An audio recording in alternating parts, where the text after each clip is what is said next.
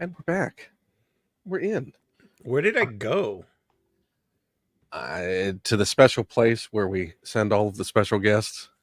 Okay. I mean, I went on a hyperspace trip. It's a But liminal space.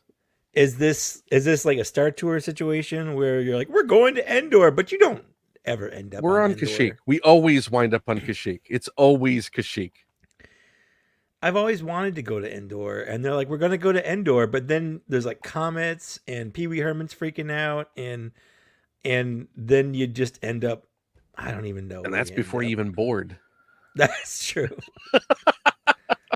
I was bummed when they changed Star Tours from Pee Wee Herman's Paul Rubens Rex to C3PO. Like I don't need C3PO in another thing. You know? With all due respect to Anthony Daniels, who's fantastic at his job and perfect and glorious and great. Like, I feel like at some point the Star Wars universe almost is the story of C3PO just fucking around. Well, I mean, it's, there's R2D2 telling the story and Sure, C3PO wanting to be a part of it. Right. Maybe C3PO is destroyed at some point, and that's why a sentimental R2D2 is really bulking up his presence in the story. Oh, so he's like, yeah, and then my best friend. Yeah, which was ironic because always calculated the odds. Yeah. I think Kenny Baker and Anthony Daniels did not like each other, which is funny. Well, I don't think Kenny Baker had the issue. Oh, is it Anthony Daniels? I think Anthony Daniels was just a jerk. Sounds like it. Pretentious when it came to who was an actual actor. Oh, thespian. I'm a thespian, and you are a trash can. I don't know why he's become Dr. Smith from I'm a thespian. It's just everyone eventually becomes Dr. Smith. Robot.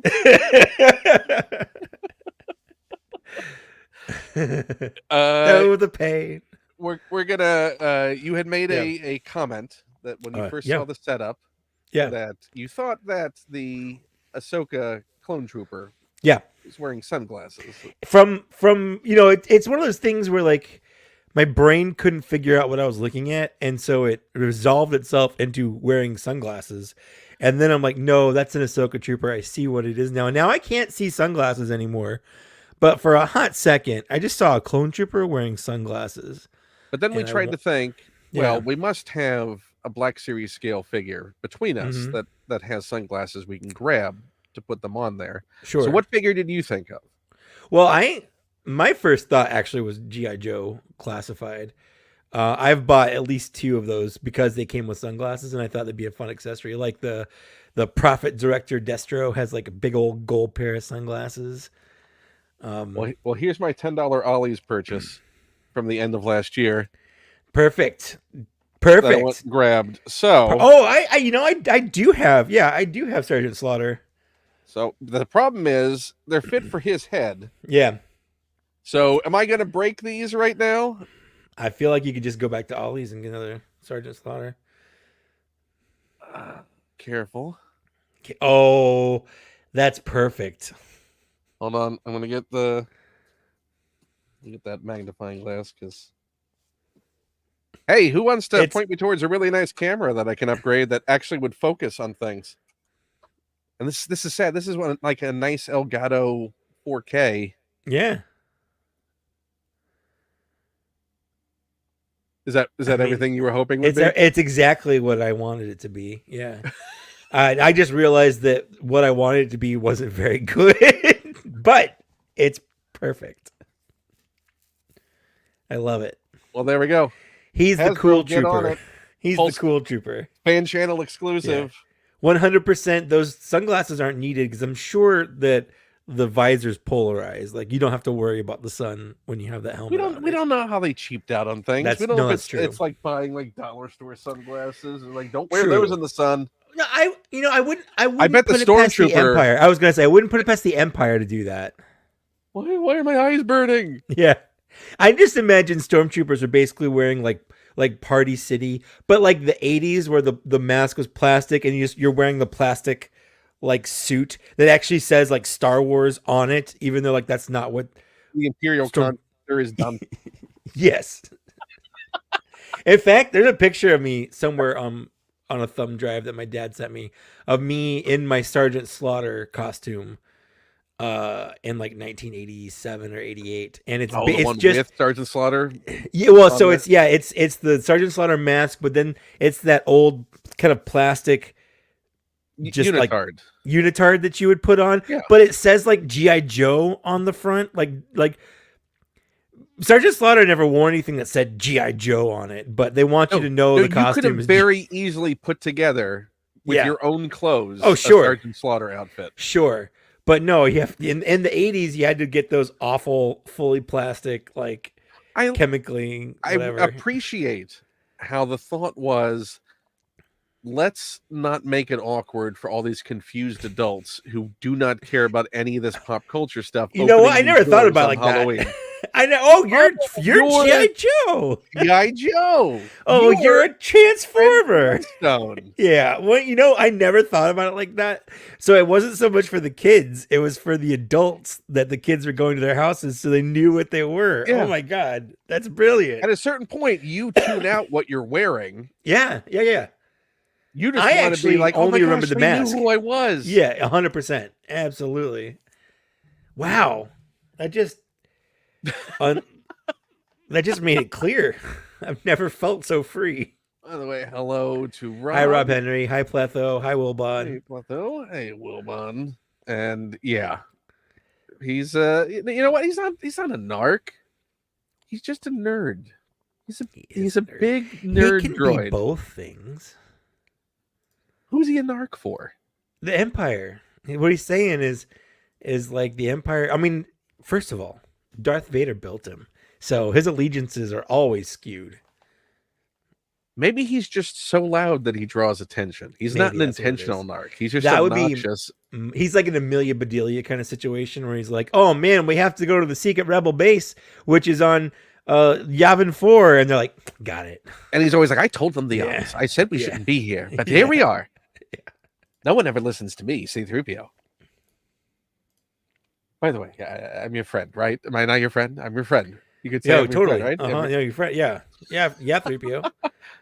That's it. He was just the Ugnaughts were just annoyed that he tried to start a conversation when he burst in. That was it. He probably started micromanaging what they were doing. They were on a smoke break. Yeah, chilling out with the death sticks. And he's like, "Nah, I would probably shoot him too, to be honest." Just to shut him up? Yeah. There's a switch on him. Yeah, but like this is easier. How often do you think they use the switch? Well, I know Han used it that one time. Or was it Leia? Leia used it that one. And you know what? That makes sense. Han would have also shot him, but Leia is like, "No, I'm just going to flip him off." I think Han would have conveniently misplaced him, like out an airlock, or just left him behind. Yeah, could you go in the closet over there? It's it's in the closet over there. The one I don't think he's going to risk shooting something inside the Falcon. That's smart. No, he's a good shot though. Let's be honest. I know, but he's really good at leaving things behind. Also very true.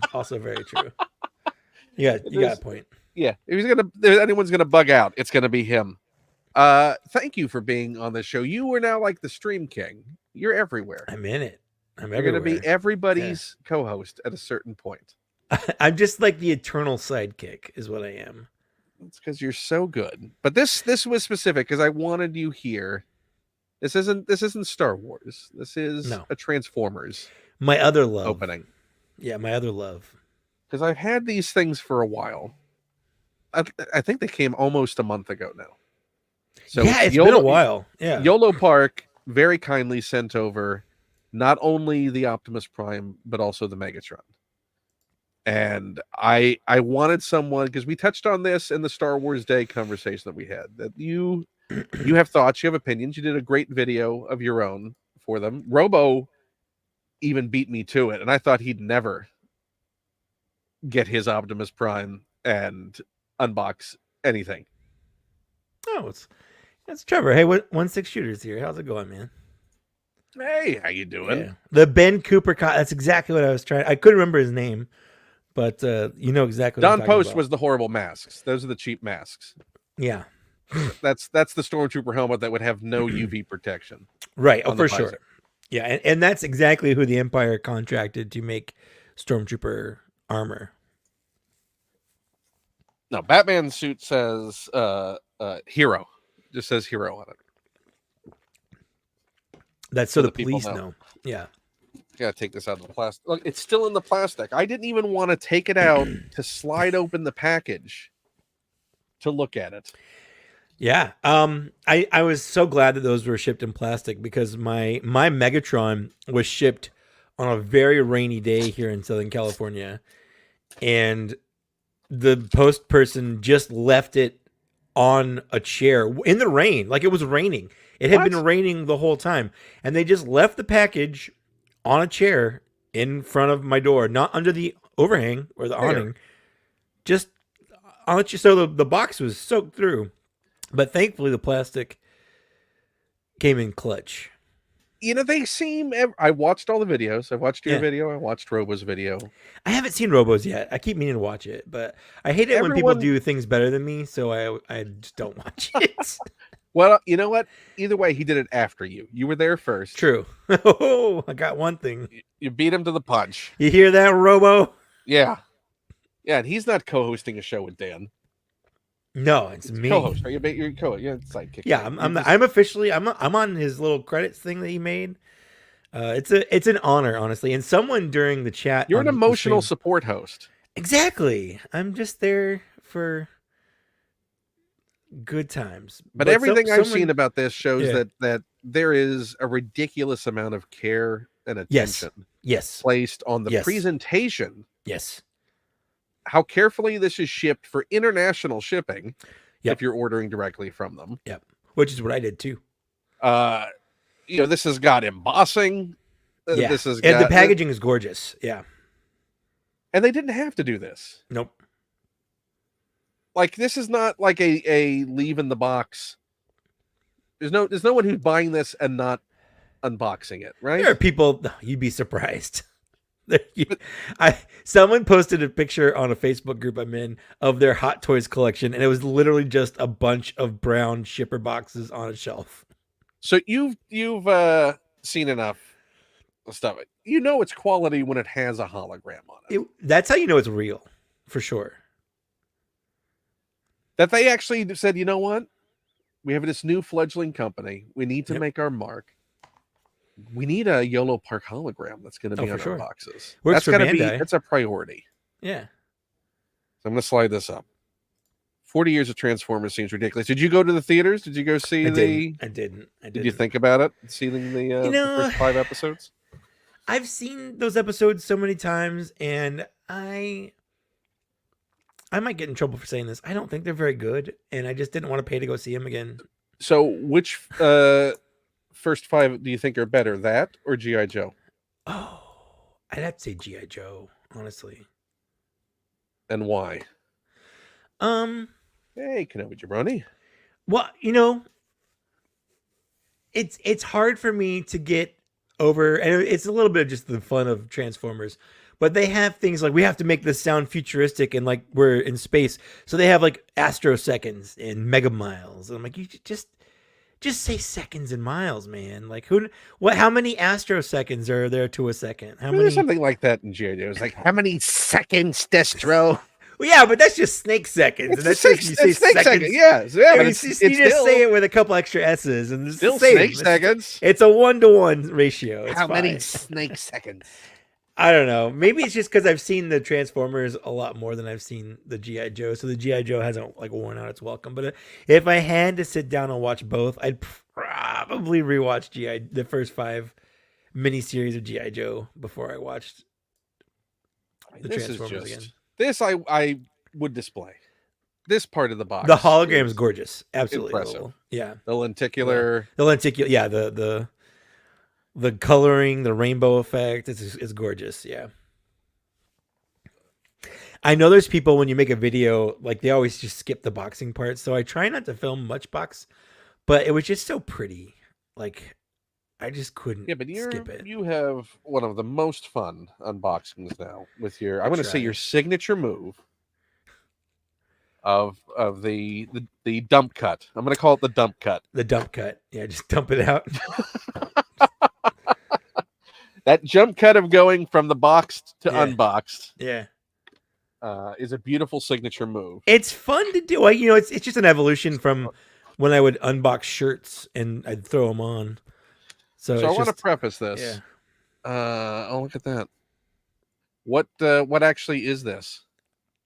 After sales service? I guess if No you have any company problems give us or after issues. sales service. Yeah. What company is giving after sales service now? YOLO Park is. YOLO. You only a laugh Hasbro toy often. that did not have the figure with the vehicle in it. So I called up their customer support because there was no more left at the store. Right. I was like, well, let's just see what happens. And their response was, we don't have any more of those in stock. So they send you? We'll send you something. And what did they send? Oh, Something I already had. Oh, okay. You know, before I do this, yeah, I do want to show off. So this was my Optimus. Not this one. This was the when were the re-releases of these? 15 years ago? When they did the exact Toys R Us ones? Yeah. Was that about 15 years now? Yeah. Yeah, it was like 2005 or so. Maybe a little bit before that. But this is what I had to deal with as a child. And you can tell because it has the short stacks. Oh, the original had the that's right. Often broken. Yes, often broken. So essentially this is just what every kid's looked like after about a week. Oh, for sure. Yeah, not even a question. And no hands. No, because those are the first things to go. This was so disappointing to me as a kid. Because I even as a kid was very big on fidelity to the source material, and this and the Megatron especially were just so not on model to what I wanted it to be from the cartoon. I made a very controversial tweet a couple weeks ago regarding this exact issue. I mean, there's so much stuff that just is. Yeah. And the heads had very little personality to them. Yep. And all the heads were tiny, except for Megatron's, which had one 15 times larger. Way too big. Than it needed to be. I broke so many of these Transformers transforming them. Yeah. That was also a huge disappointment. But I just wanted the robot. Sure. If I wanted a car, that's what Matchbox and Hot Wheels was for, or Tonka. Speaking of which, did you get that $60 transforming Hot Wheel Optimus Prime? Did you? No. Did you think about it? No. You have all the Optimuses. I do. I do. I have an Optimus collection. There was not even a point. As soon as I saw the price tag and the size, I couldn't justify it. It had not even a second sway over me. Is it something you would have considered if this hadn't have come out? No, I don't think any world. I just don't think, weirdly enough, that my interests intersect on that. On Hot Toys and on Hot Wheels and Transformers. Hot Wheels and Transformers. Yeah, I don't know. It sounds like it should.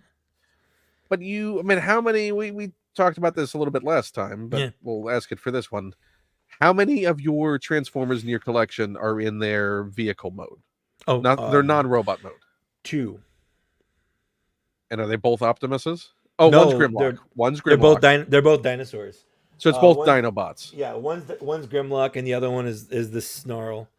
Right here, I love this robot mode or the Dino mode so much that I just. But no vehicles whatsoever. No, because they take up too much room and they're just cars. If room wasn't a consideration, no, I still wouldn't. Because to me, the character is the robot. Like the robot is the person. The car is something it can do. But like the robot is the character, which is why YOLO Park has like smaller, like more basic kind of little figures that they make. And I got those. It's like $50 and you get 6 of them. And all of them are robot mode except for Grimlock, who is in Dino mode. And I was a little disappointed because like it just feels like he's the odd man out now. I want But a now you robot want- mode. you Yeah, want- but to be fair, in the cartoon, I would say he spent most of the time in his robot or in his Dinobot mode. Yeah, how often would we actually see him in? Very, very few. I feel like they were stronger in It's the also robot one of mode the 'cause more they're dinosaurs. boring robot Yeah. designs. Yeah, well, I mean, it's a dinosaur too. Who Who does want to see the dinosaur wearing the crown? It's a cartoon for kids, and kids like dinosaurs. Yeah. It makes sense. Yeah, No, they knew what they were doing. yeah, 100%. I'm gonna turn this over. Oh nope, there we go. But I will say, if they ever do something like this with Grimlock, I would want it to be the robot mode and not the dinosaur mode. Really? Yeah, Because you have a definitive robot mode. yeah. This tray does not fit very well back there. So this is what the No, the accessory same thing tray? happened. Yeah, same thing happened with mine. So we got this what is- the yeah. stand. Yep. Got his axe. Mm-hmm. Now are these swap out plates? No, those are the fronts of his legs or the Okay. backs of. They're parts of his legs, and then the back of his thighs are the two little silver kind of U pieces. Okay. Yeah. And that's for the stand, the Yep. Autobot symbol. Yep. And we got his blaster. We got the Megatron gun. Yep. Have they announced Starscream yet? Have we got a They haven't- definitive release? They haven't announced anything that I've seen. No Starscream, which is what I hear is next. No Soundwave, which is what I'm hoping comes out because I will definitely get a Soundwave. Which one do you want first? You know, I have a hard time buying Starscreams because of the Seekers. He's my least favorite. What? Oh yeah, I'm much more. I love Thundercracker because he's blue. So it's just like strictly a that better. color issue. Yeah, well, that's basically what it is. It's like, hey, there's three identical jet guys. Which color do you like best? I mean, but only one of them has a personality. No, it's true. No, you're not wrong. But his personality kind of fucking sucks. Like, Starscream kind of sucks. Listen, you try being stuck in middle management for your entire no, career. I work in retail for 12 years at one place. I definitely get it. Hashtag justice for Yeah. Starscream. And I the don't think he's- one time you create the ability to move Yeah. up, He's there for like 30 seconds it's until undermined immediately. until Leonard Nimoy comes and just turns you to dust. This is bad comedy. So you don't know comedy. What do you know about comedy? Leonard Nimoy, what do you know about comedy? You know how to make a terrible folk album. And That's what you got. 3 Men and a Baby and 3 Men and Oh. a Little Lady. I forgot. I totally forgot. Okay, so what piece would you say to start with? I did the legs first. Okay, so that's a part of a leg. Yep, that's the front. So I'm assuming there. Okay, so that's the Yep. front, and you Yep. put it on that way, right? Nope. I think that's backwards. Yep, or upside down. There you go. That's right. Is it right? It's No, hard to that say is- from here. I think that's the wrong leg on the wrong leg. It's what that is. Weirdly enough. Gee willikers, I know. what are they doing? I don't know. As I Okay. know it fits together. It's like very obvious how it fits together. You know, I probably should have instructions for this, shouldn't I? Should I go get mine so I can see it? Yes, that would be.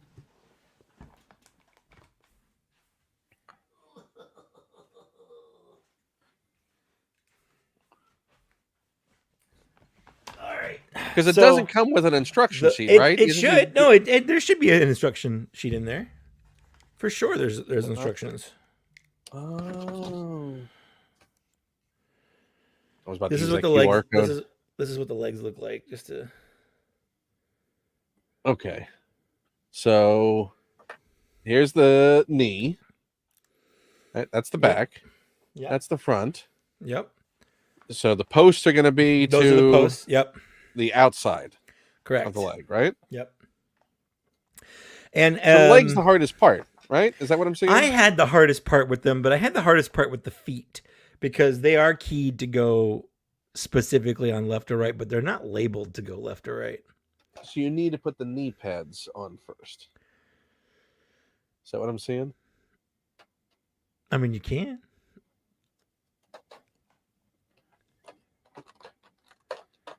The knee pads are die-cast, which is nice. Has anyone been disappointed in these that you've seen in the community? I think there's a couple of legitimate gripes, but I don't think anyone's been outright disappointed. In fact, I kind of like the Optimus better than the Megatron. Even though I would say the Megatron might be a little bit better in terms of like articulation and stuff. Which one do you think is the highest fidelity? I think this one's the highest fidelity. Okay, so that depending pushes on into there, right? Yep. Whoop.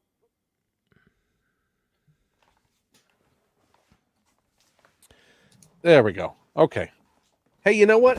The journey starts with a piece, right? That's right. The first one is the start. This has got to be a question for you. If it is, I have the answer right here.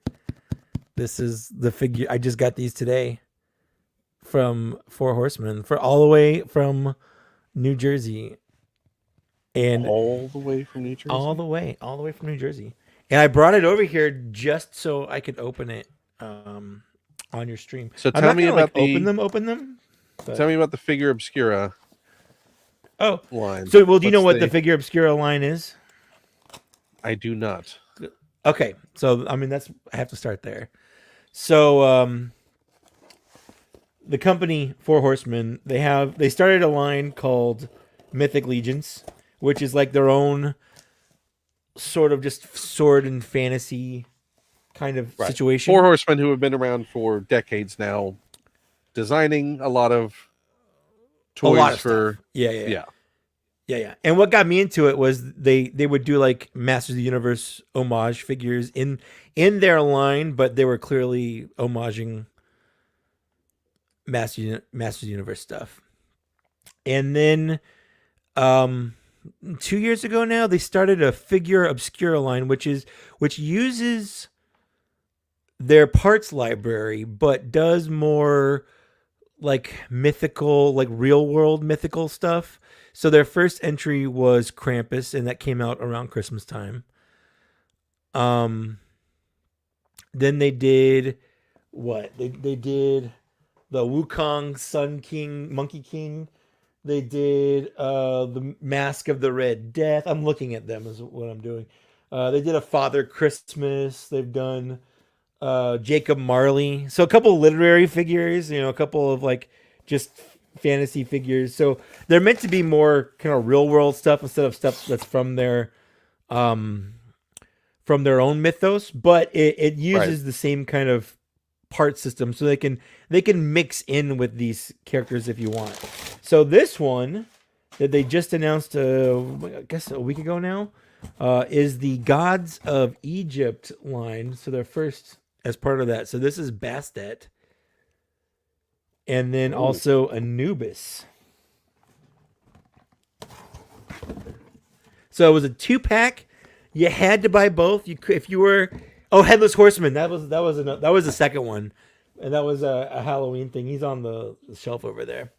I think the Headless Horseman is probably my favorite, but I just like the fact that I've got an Edgar Allan Poe literary action figure, like Mask of the Red Death, and it comes with a little copy of the story, and it was neat. So then we got Anubis right here, and the packaging is fantastic. Like it's pretty nice. Now, is that all gloss, or is that plastic on it, or is that it's plastic? It's plastic on it, but it also does have it is embossed with some glossiness. So I'll take the plastic off. I'm not going to open them because there's a lot of little bits, and with one of the things with this line is you really got to kind of heat up the joints because sometimes they can be a little stiff and you don't want to break anything. But you can see here it's very shiny. That is nice. Yeah, and then this is a magnet, so the whole thing kind of comes off, and then you've got Now, is that 7-inch scale They're or some weird proprietary they're scale? intended to be 6-inch scale, but they do run a little bit bigger than like Black Series or something. Oh my So he God, I comes gotta with learn. yeah, there you go. He comes with 3 different figures, which is really neat. Or 3 different heads, I mean. So masked, unmasked, and Well, one expression? is like a normal kind of realistic dog. Another one is a dog with like a snarl, and the other one is like a statue where it's kind of cracked. It looks like granite.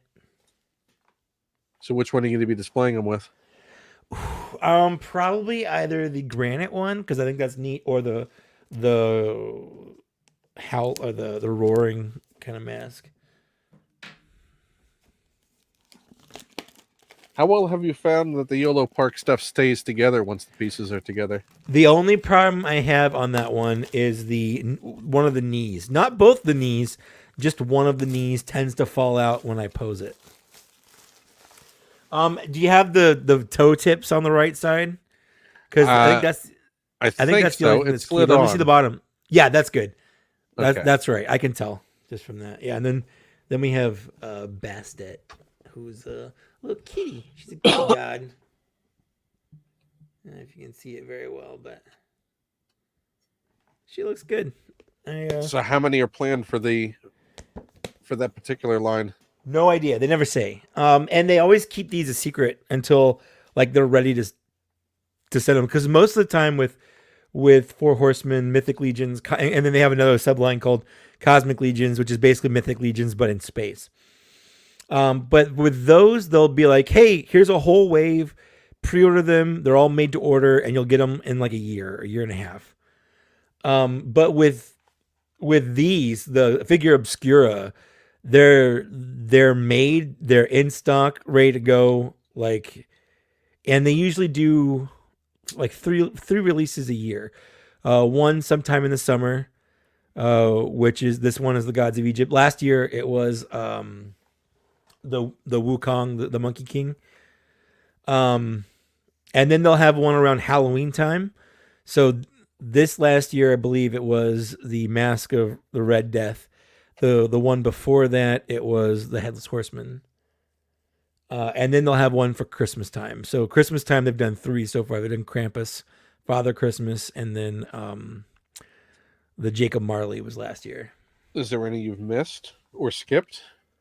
No, I'm full on that. In fact, I kind of am committed just because I feel like they're so unique. I What's almost the other passed company on that's these. doing? What company did the Santa Claus that I was Fresh thinking about getting? Monkey Fiction. How's that Santa? It's good. It's a good Santa. Absolutely. In fact, I But would they say keep re-releasing it, right? Yes. Yeah. I would say if you want a Santa Claus action figure, that's the one to get from Fresh Monkey Fiction. Now is that 6-inch line, right? 6-inch scale. Oh yeah, for sure. Yeah, it's perfect for 6-inch for sure. Putting this in upside down? Should just nope. That's how it goes. It's just hard to line it up.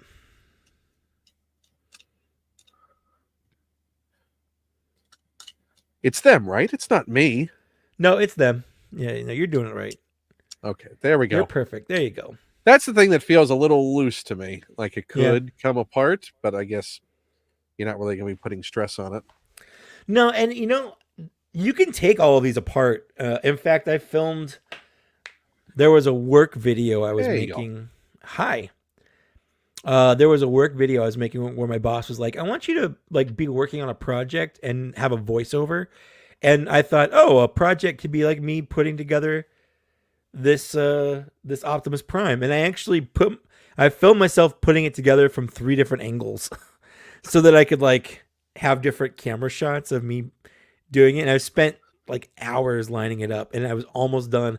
My boss was like, we're scrapping that video. Don't worry about it. We're doing something else. I was like, fine. So do you have that still? No, I was so upset. I just deleted it. I did. I know I shouldn't have. Obviously, it's helpful for anyone who gets these damn things. And you did all that work. You can't recover it? No, I didn't. It's gone. It's gone. I mean, I have the video. I have the footage still. I could recreate it. So they didn't include. There's no batteries included, right? No, and the batteries are stupid. So what it's battery whatever is this? it's labeled in the thing on the top page on the left there. A CR 927. That's not a standard. I don't know. I bought a pack of them for like $6 on Amazon. The worst part is the Megatron, because Megatron's head uses the same as Optimus's head, but his gun on his arm uses a completely different battery size. Man, I want to see. What is this? What do we have here? It needs to be CR 927. Do these look like the ones that are in it? Or are they too big? I think it's too big.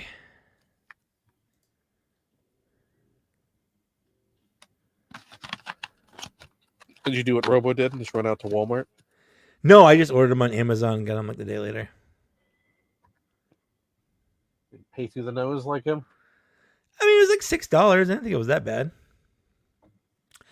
Kenobi Jabroni, I'm looking right now on their website. It looks like everything got unlocked, at least on the reindeers.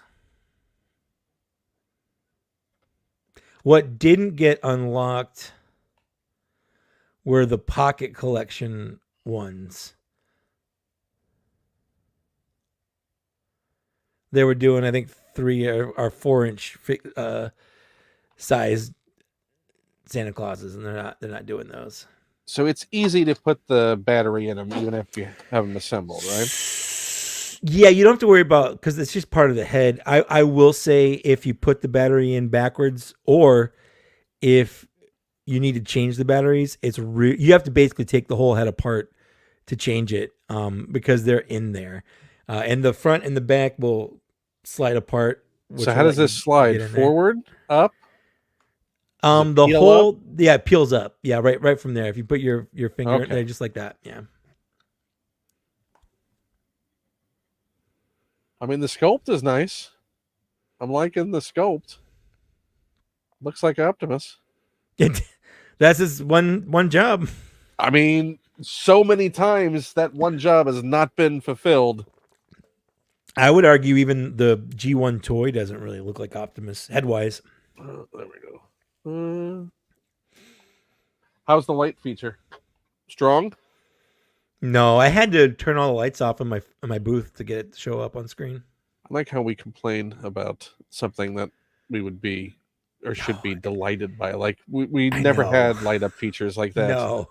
It's like, oh, it's so silly. That is tight the first time opening it up, but you're not going to break it. Just kind of pull from the middle. Yeah.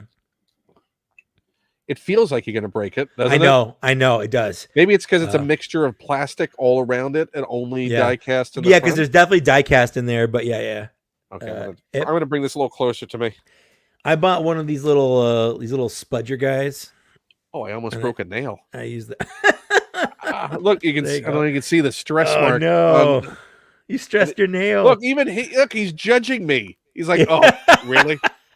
That's the best you got.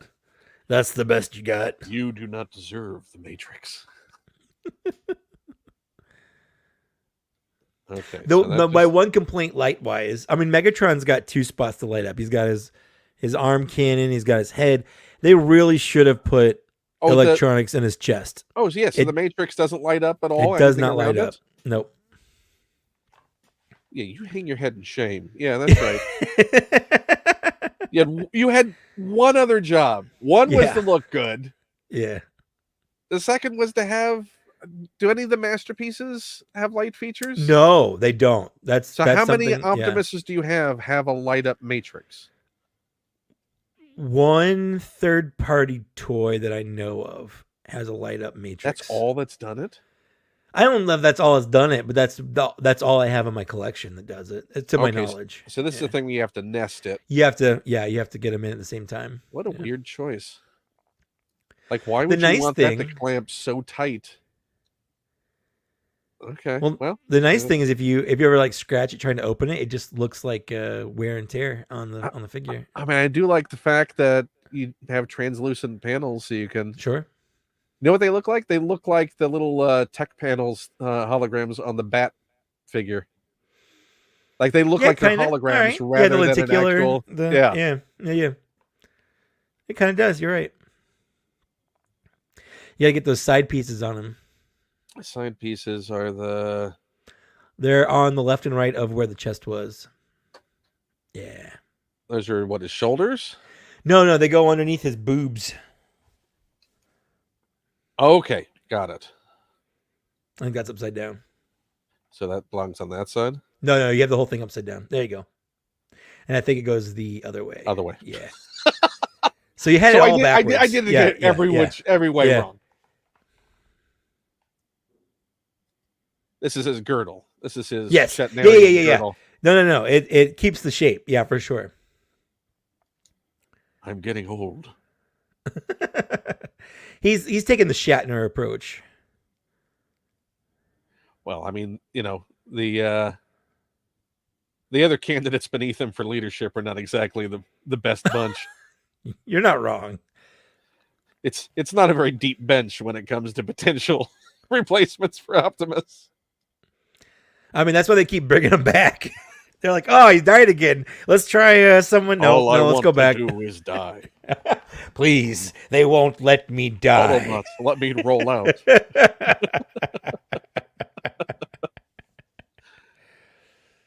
Are there? Do you keep up with the canon on any of this stuff? Are you a story person as well?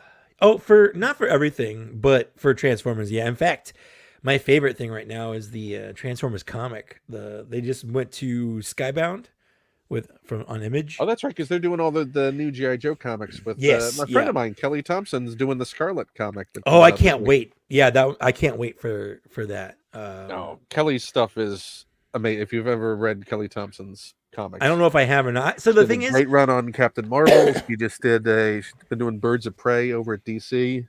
Those are all great. Amazing writer. One of my biggest problems is I've never been one, like, to me, when I get a comic book, I just see it as a comic book. I don't look at who's drawing it. I don't look at who wrote it. I just see, okay, here's X-Men, here's Superman, here's Spider-Man, or whatever. Yeah. So when everyone's like, oh, here's this person run of this, I'm like, which issues are what part of the story was that? I have no idea. So it's something I've been trying to get better at. I mean, there's distinct quality differences. Agreed. On all of those things. Agreed. Thanks for swinging by, but yeah. Yep. Check it out. You can see how badly I botch up the rest of this. But thank you for swinging by. They make this so easy. It's a model kit, but they do this in the most bare bones way, I think, because they don't have the license to sell action figures for Transformers. I think that's 3.0 technically right now. So, but they do have the license to make model kits, and so they right. So this is Snap Tight. This is your Snap Tight Optimus Prime. Yeah, well, what they did was they made an action figure and just broke it up into pieces that you could easily put together. I mean, I love when the companies get around it that way. Yeah. And also when you see so many weird scales, like Diamond Select having 7-inch Star Wars 7-inch, figures, yeah. like, but they can't have certain specific articulation points and stuff. Or the fact that Hot Toys clearly didn't have access to a handful of characters that Sideshow had access to. Correct. Yep. But now Sideshow's reign of terror has been broken, and okay, so this is going to be a little bit weirder, right? As far as snapping. Yeah, it just matches the shape. So I think that's right. Coming in from the bottom, is that what you did? Or top? I think I went from the top. Oh, I see. It's nested in there. Got it. Yeah. Okay. What do you think about the slight weathering on it? The sort of wear. I love it. I like it when toys have a little personality to them instead of just being like clean. But I don't like it when they overdo it. So I feel like this has a good.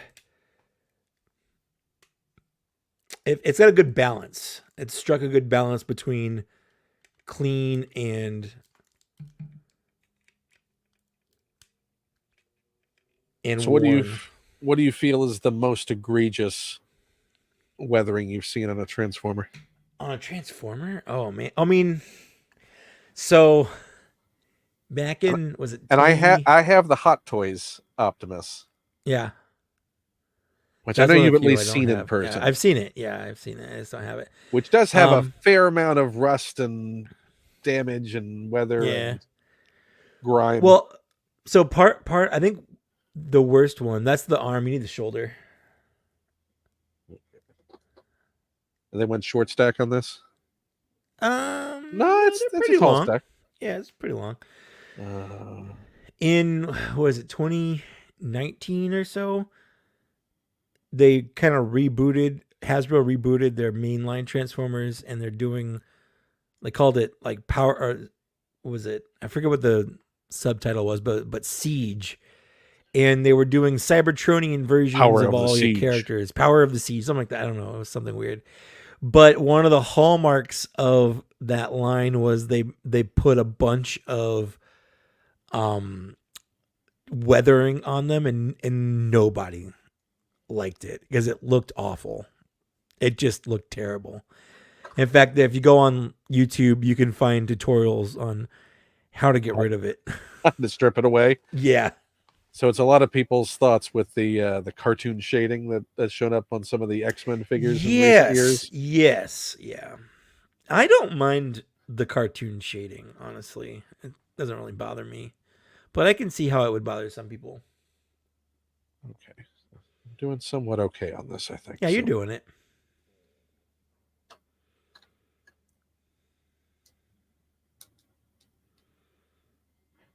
Okay. So that's two arms. We got a hand. The fingers are articulated. The fingers are articulated. I think they're not fully articulated. Yeah, it's one and then the three, I think. Got it. Yeah. And the thumb's weird. Like the thumb's too loose. My thumb always kind of ends up looking weird. Yeah, what a weird choice to do the 3 and the 1. Yeah. That's a popular thing to do with the Masterpiece figures. Is what the... Yeah. Swap them out? No. Having 3 and 1 articulation.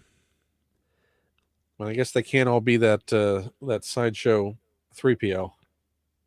Nope. And a lot of third-party Transformers do have all individual phalanges. I always got a little flip up. Yes, there's nothing in there, but he's got it. I assume you can. So what would you put in there if you were to customize yours? I'd probably put a little bumblebee, like a little bumblebee or something in there. Yeah. We need you to pick up some milk. Yeah. Bumblebee, go to the store. We need ice cream. Optimus, we're out of pita chips. They're picking on me again. Beachcomber's picking on me. Beachcomber would never. Hound would. Beachcomber's too hippie. You saying that Hound is aptly named? Absolutely. Hound, Prowl. I'm not touching you. I'm not touching you. I'm not touching you. You're touching me. That's another one of those figures. Because, like when you hear Starscream, it's very easy just to instead hear Cobra Commander because it's Chris Latta doing basically the same voice. And it's the same with Michael Bell's Prowl and Duke. Like, it's just his voice. So you hear the same on both. Oh, I missed something. Didn't I? What are these? What are what's? The little silver bits right here. Those go on the side. Those are his little. Down the legs. Okay. Yeah. Let's get the legs right. Okay, so that's this side because it's on the outside, right? Yep. Okay. Oh, something just fell. What just fell? Probably the knee. I'm gonna guess it's the knee. I know I felt something just fall. Oh no! Guess what? What was the thing you said was the most touchy on yours? The knee? No, we were just talking about his hands. Oh, his thumb? His thumb. His thumb. Yeah, the thumbs are a little weird. Okay, I'll put that on after I get this thing attached. I feel we're very close. This feels like we've accomplished something. I think this is the part Robo had trouble with. Getting the leg up there, seated. It's kind of give a good push. It's a good push. I mean, I don't like that these are plastic. Like, because and that's plastic too. Like, it feels like where you can get a grip to not break something, shoving these in here securely is a concern. Sure. Because you also don't want to break, because these are thin plastic. Yeah, you don't want to break his ears. Unless you want to battle damage Optimus Prime. Just toss him. I mean, at that point, he's not Optimus. Because he doesn't have his ears? Yeah.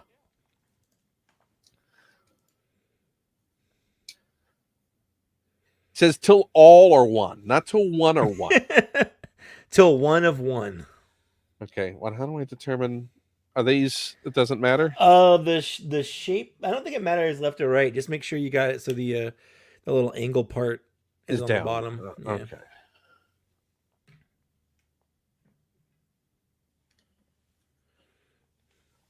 That's how we're setting. Okay, so that's got to be that side. This feels very final. This feels like you're not taking this guy back apart. I had a hard time getting those off when I was rebuilding it. In fact, when I rebuilt it like the 2 more times, I didn't put them on all the way, just so I could. Just so you'd have that ability to. Yeah.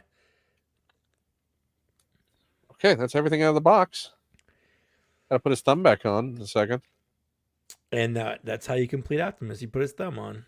It's like Frosty the Snowman when he put his hat on. I mean, not only that, I think you got to put the sunglasses on him too, right? Oh, 100%. He needs sunglasses. Because the future's so bright. That's right. Coolness is the right of all sentient beings. And that's one to grow on.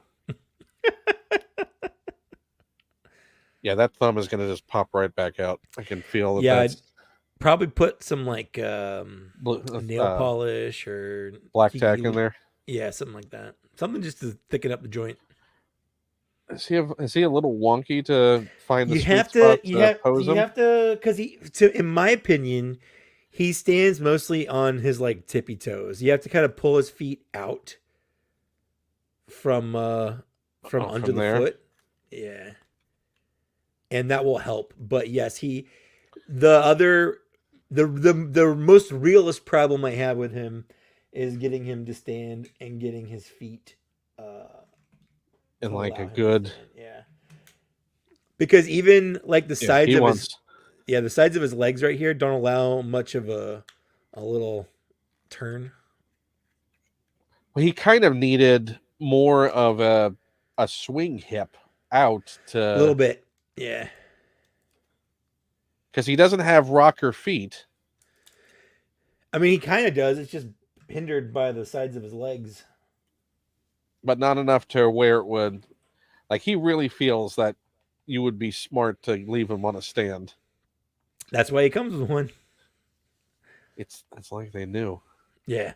Yeah, I don't even feel comfortable just leaving him there for a second. Just long enough to grab these sunglasses. I haven't had any issues with mine falling over, I'll be honest. I'm going to break these before the night's out. I know I am. But you know what? Worth it. I mean, you can. I believe in you. It's just a toy. He is not a toy. No, he very much is. Woody. Oh my God. You know what's sad? he looks like he's a cop. He does look like a cop. Oh my God. If he turned into a motorcycle, he'd be part of Chips. Oh no. I'm never gonna unsee this. License and registration. APAB, all primes are bastards. You know how fast you were going? I don't know why I'm making Oh, Optimus practically into Patrick Warburton. I was You going know 65 how mega fast miles you're an going. hour. You're going pretty fast. Do you know how fast you were going there? You were going pretty fast. Oh, well, I will say it is a definite upgrade. Yes, for sure. Without a doubt. In night and day. Well, one actually looks like the cartoon. But these are going to be in scale just with themselves, right? You're not correct. They are not in scale with anything else. They're not in scale with Masterpiece. They're not in scale with the regular main line. Basically, if you love that line, you better just keep collecting them if you want the characters you want. Correct. Is there anything that comes close to it? Not that I've seen. Not that I've seen. I knocked my Blue Beetle over. I mean, actually.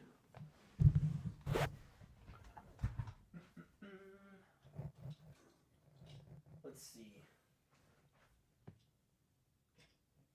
Kind of. There's a third-party company called Make Toys, and they did kind of a stylized Cybertronian line, and that's about the same height. They did a Megatron. Now, do you have the issues that, or maybe it was you in your review that brought it up about the concern about the height scale issue between Megatron and Optimus? One being shorter or slightly taller than the other than they should be?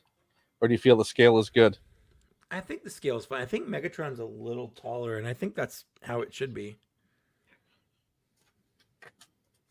Okay, let me put this box to the side.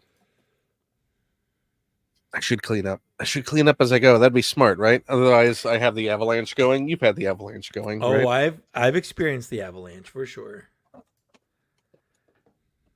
While I'm putting this away, let's talk Black Series for a second. Okay, sure. Because I know you haven't, because you have all kinds of different sources now. You've worked out for your figures and getting things in. And I know you already have your Kipli Mundi, because your review is going up for the public tomorrow. It's true, right? First thing, well, not first thing in the morning for most people. It's first thing in the morning for me, 9 a.m. So we've all lived through whatever this weird era of this pre-order has been. This lack of pre-order. This just, oh yeah, here's this thing after 7 years, 8 years. How long has it been since? For me, I got it in hand 668 days after he was announced. After he was pipelined. It's ridiculous. I would love to know what happened with that. We'll never know. I mean, no, I explained exactly what happened on my video. I know what happened. Specifically with that one, I know what happened. He was part of no pre-order whatever, and he kept getting pushed back for whatever reason. No, why he got pushed back, I have no idea. But it was one of those things where they just didn't put him up for pre-order, and because they were doing that, it was an experiment they were trying where they had one live stream where like everything we're showing today, we're not putting up for pre-order. We're trying something.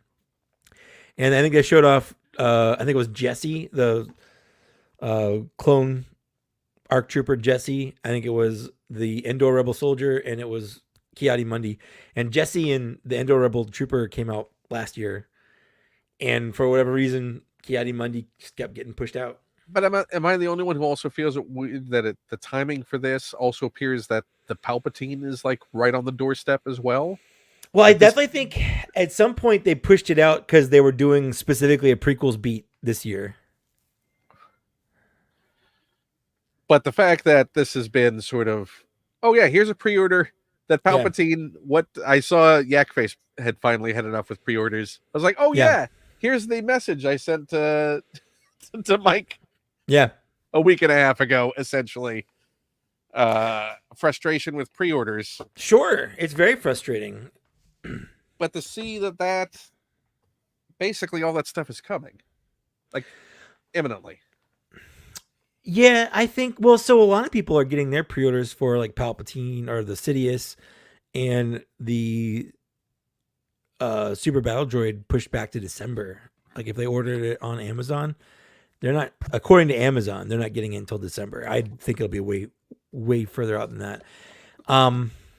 I get it. I don't have any problems with pre-ordering because I put them all, like I keep track of them. But if you're not a person that can keep track of stuff, or I know there's people that play the game where they'll pre-order it from like 4 different places to see who gets it out first, and then they forget to pre-order it, and then suddenly they have 4. And it's happened to me before. Like I have just straight forgotten that I had pre-ordered something from a different place. That I've never had happen. I've had never it happen fallen once. into. I did just get this guy. So mine is supposed to be coming any day now. Was that did you get it from Toy Snowman? Or did you get it from... No, I got mine from Hasbro Pulse. Okay. I got my shipping notice from Hasbro Pulse. Yeah. Middle of last week. Beginning of last week. Yeah.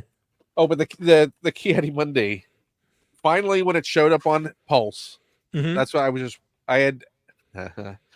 I feel kind of bad because I'm not supporting small companies. I happened to hit refresh on Big Bad Toy Store in the middle of the night, and it came back available again because it had been showing as sold out, their pre-orders. Right. So it came up, and they had that $4 shipping. It's like, okay, you know what? Just to not deal with this, I'll do it because Hasbro's not communicating with us to tell us when this thing is coming. So I'm just going to go ahead and lock it in because FOMO and just wanting that damn thing. Sure. Day after I pre-ordered it, Pulse put it up. Went ahead and ordered from Pulse, canceled the Big Bad Toy Store because $4 is $4. Yeah, for sure. And then it showed shipping. I think I got the notice on Friday. Shipping from Pulse on that. But yesterday, I walk into GameStop, and what's sitting there on the shelf? Kipli Mundi.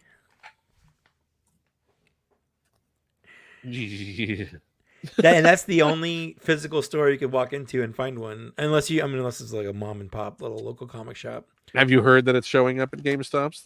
That's the first I've heard of it. Like I mentioned if anyone's looking for video. Yeah, it's at GameStop. They had one. Yeah. It was front and center. It looks great. I'm assuming you were happy with it. Oh, I'm very happy with it. It's mostly really great, mostly. But I had a lot of fun. I honestly spent half the video talking about how terrible of a person Kipli Mundi is. I mean, that really is your focus. It's what's important. I just want to get the message out that he's a terrible person. No, you want to warn others, right, that they need to avoid him. Yeah, 100%. And maybe you're doing a dying service. Was for the best. We don't know we don't know how his anatomy works. I don't know. He got shot a bunch. I know, but he got shot a bunch. He has so much pent up sexual energy, sexual healing. It's like a shield.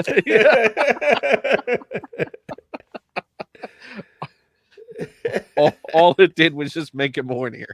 He just got hornier. Oh, shoot me again, Daddy.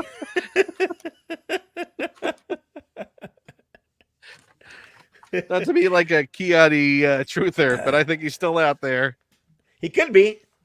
So, I posited because the same actor, Silas Carson, plays him and Newt Gunray, and you never see them really in the same place at the same time.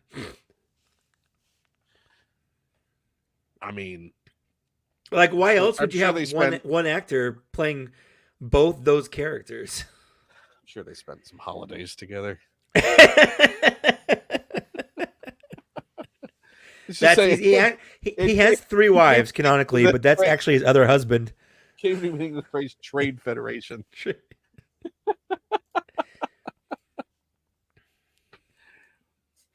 So there's much less to do on Megatron. He's a lot more straightforward than Optimus is. So what was the last transforming Megatron that was a gun? The Masterpiece one from 20. So the one I have. 16, 17, something like that. That's what the Masterpiece is. At the O2? Is he the second? No. That wasn't the last one. There was like MP36. Okay, so they did an updated version of him. Yeah, he's smaller and more in scale with the newer style of Masterpiece figures.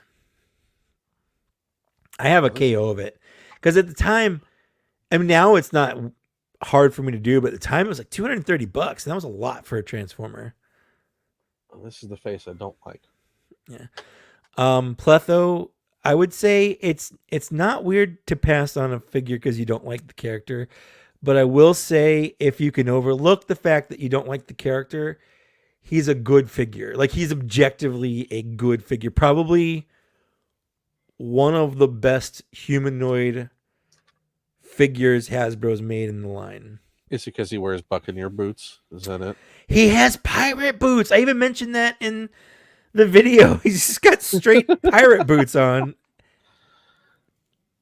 I mean, again, he's...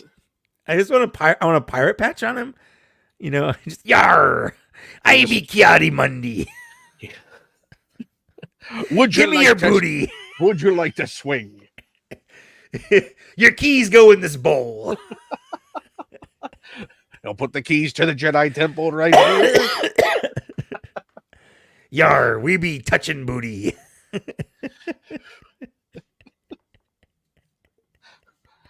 How'd you like to make out on Apple Red Sis's chair? It's got extra padding. Yar, he's a freak, he is. There's no freak as big as Kiadi.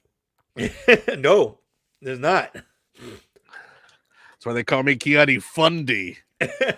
He organizes all of the official orgies, the Jedi Council orgies. Yeah, that it's just him at. Yeah, 100%. No. But he's also the only person he needs. He's got two different brains, and I think he can actually separate them. I'm sure he does. He can separate them, so he's like two different people. So he gives himself the ultimate true stranger. Yeah. Oh, yeah. No, yeah, I think he's his own orgy. 100%. He's all he needs.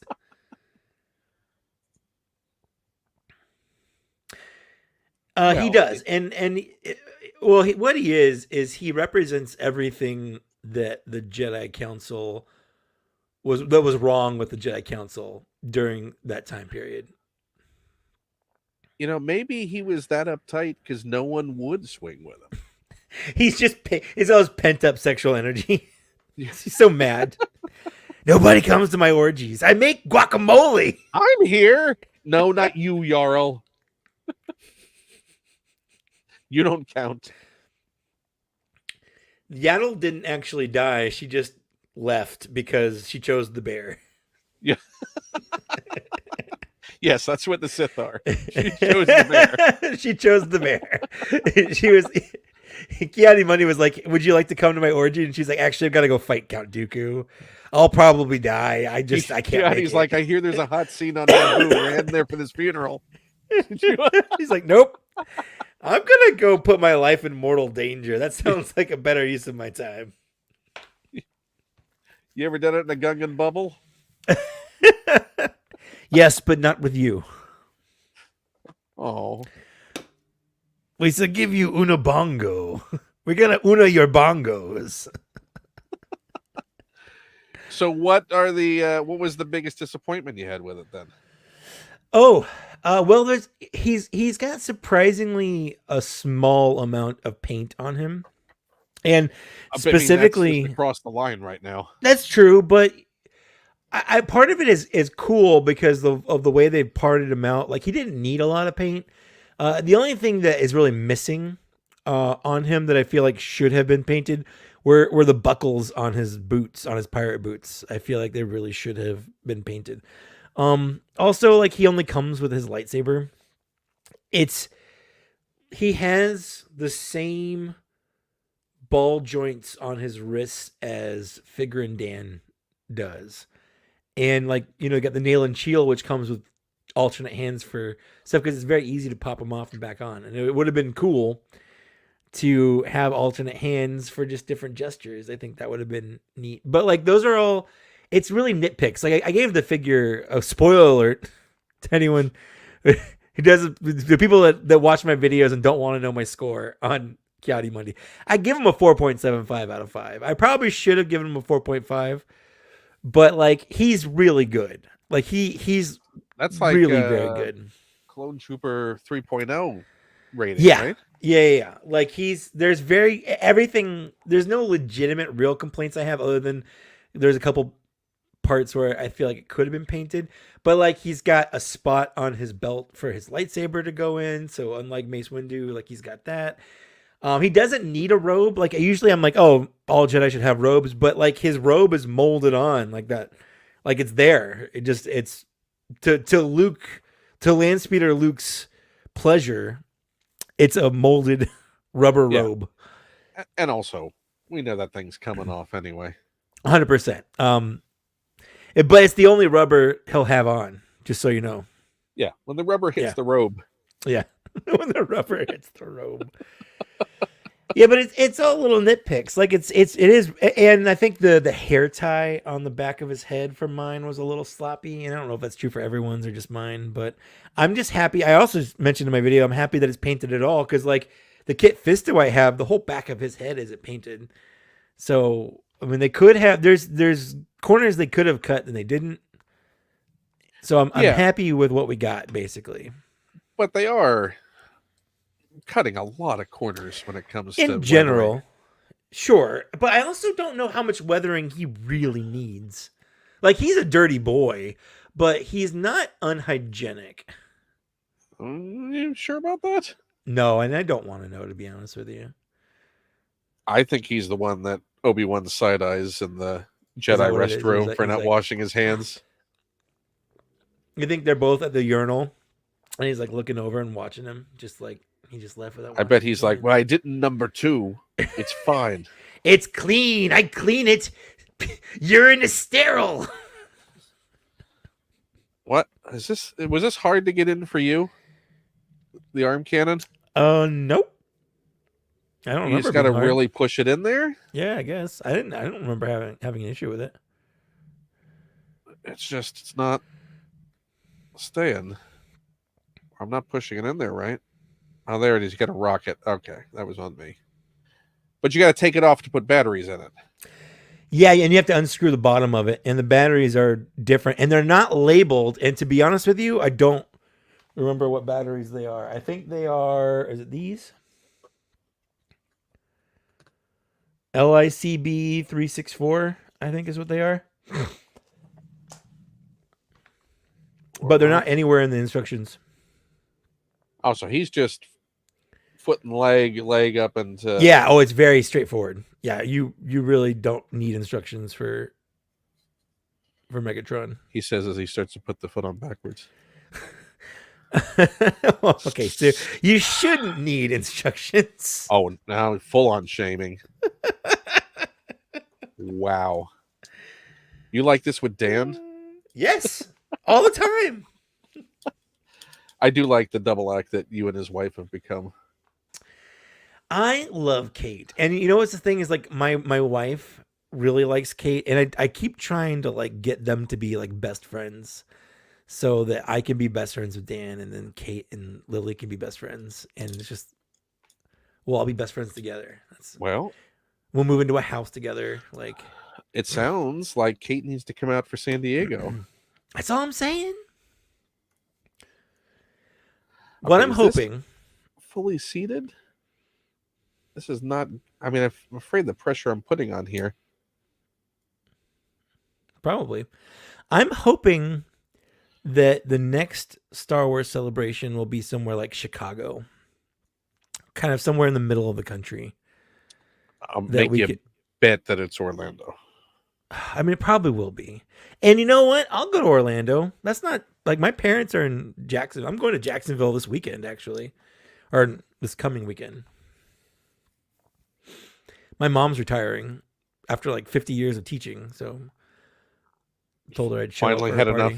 Finally, honestly, finally done with them. Yep, honestly, and the thing is, it's not the kids; it's the parents. Yeah, and Florida's not making it easy for teachers to actually care about what they're doing. And she is a private school teacher, and it's still bad. Parents, some parents. Let's be clear on that. Some parents today I would argue a lot of them, not all of them, but a lot of them. Yep, it's me. Well, I just suggested to her that probably she could enjoy time away from all that stress. I don't think I'm wrong. Don't think I'm wrong. On so the stream, flying out there. Oh, Friday. We're leaving that's Friday imminent. night. We'll get there. Yeah, we'll leave Friday night. We get there like Saturday morning, and her party is like that Saturday afternoon. So we'll basically get in and go straight to party, and then nap afterwards or something. I don't know. And then we'll be there. Right? We'll be there for like 4 or 5 days after, just to hang out. Smooth butt. Notch crotch, that right? That's the crotch. Yep, notch crotch, smooth butt. Somewhere. He's blaming you for his Padme dress collection, the 3.75. Wait, what? He's blaming you for his Padme dress collection. I'll take the blame. Whatever. What is Zach going to come after you? Yeah, you don't know Zach. Zach will show up in his bathroom. Zach has been invited numerous times to show up, and Zach doesn't ever show up. Unless you're Hayden Christensen showing up within a couple of hours of him, he's not showing up. That's true. He won't show up unless. Okay, this is not going in easily. This feels. Yeah, I know. So that one, I will say I didn't break anything, but that one, there's a couple of parts where I could see that peg being like sheared off from like trying to twist it on. I haven't experienced it, and I've played with it a lot now, so I think it's stronger than it feels, but it does feel scary. Yeah, I'm gonna bring this a little closer and not twist as much. Yeah. You know what? I wonder if this might be a good heat gun. That could be a good option for a heat gun. Oh boy! Although with that plastic, I don't know if that would make it worse or better, because it's like harder. Yeah. Yeah, this definitely feels like a one and done. Is this one that you've tried taking apart again? I have not taken mine apart after putting it together, no. Oh yeah, this feels really dicey. And but it's not coming out either. I haven't heard of anyone breaking it. I'll say that. Well, it's the first time for everything. I was going to say, doesn't mean you can't be the first person to do it. You'll be the one. Well, I know this one person who broke it, so be careful. Holy moly. Yeah, this is not... what do I do? I feel like I'm in an impasse, and it's that far... Just twist it a little bit as you go in. Just a little bit. Just a little side to side. And blow on it. Just blow it. Like YOLO that. Park. Yeah. YOLO Park.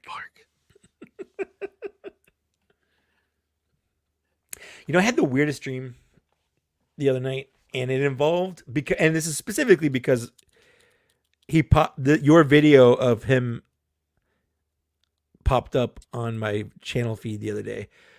But I dreamed about John Hodgman. Oh, do tell. I don't know why.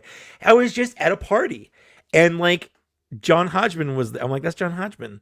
And he's like, hello. He said, yeah. And he said, oh, hi, Mike. And I was like, you know my name? He's like, yeah, I've always wanted to meet you. And like, that was, and I could see he was saying it sarcastically, like very sarcastic. I automatically assumed that in your dream, that was how he, I've always wanted to meet you. Exactly. And for some reason, he was very into toys. And I think like you were involved because I was there because we were doing toy stuff. And I was like, it's weird that you're here. And then that was the rest of my dream. Like, there wasn't anything to it, but like, it was weird. And then Kipli Mundi showed up. Well, then because everyone had been putting their keys in a bowl. Everyone had been putting their keys in bowls. And the weird thing about Kipli Mundi is he just takes all the keys. Yeah. Like, that's not how this is played, Kipli. And he's like, put Kipli back in bowl. He just tries to get into the bowl. Listen, man, it's just my thing. I am keys. I'll open you up. I'll unlock your potential. What? Show you the light side on your dark side. Oh my goodness. Now this one just slid right in. It's just the other one. But it looks like you mostly got it. Yeah, I think so. Yeah. Watch it just break off as I'm holding it. Just yeah. I mean, it's a little gappy. I think Mine's a little gappy too, but I think it is. I think it could just push in like just a like it seems like in the back it's not quite. Yeah. What Ken should not have tried. Couldn't And just be this was a satisfied. mistake. Ooh, I just got a comment on my Kipli Mundi video from one of my channel members. It's Tim Long. Thanks, Tim Long. He's the longest Tim I know. Later, Pletho. Pletho. And you're welcome for the Padme. Yeah. And don't listen to Zach. Don't. Zach's all bark. He does not even know how to bite. He's all bark. You know what? I would collect different Padmes in the Black Series, but if they existed, ain't a thing. It's not a thing. You know what I would do, and this would be cool because I think it would fit in with how they do figures. If Mezco did not a Kiadi, wow, that's in my brain. Padme Amidala collection, because they have like real clothes on their figures. Right. Yeah, I think that would be fun. You're talking about the Mezco 1/6 stuff they've been doing. They won 1/12. Yeah, they've been doing.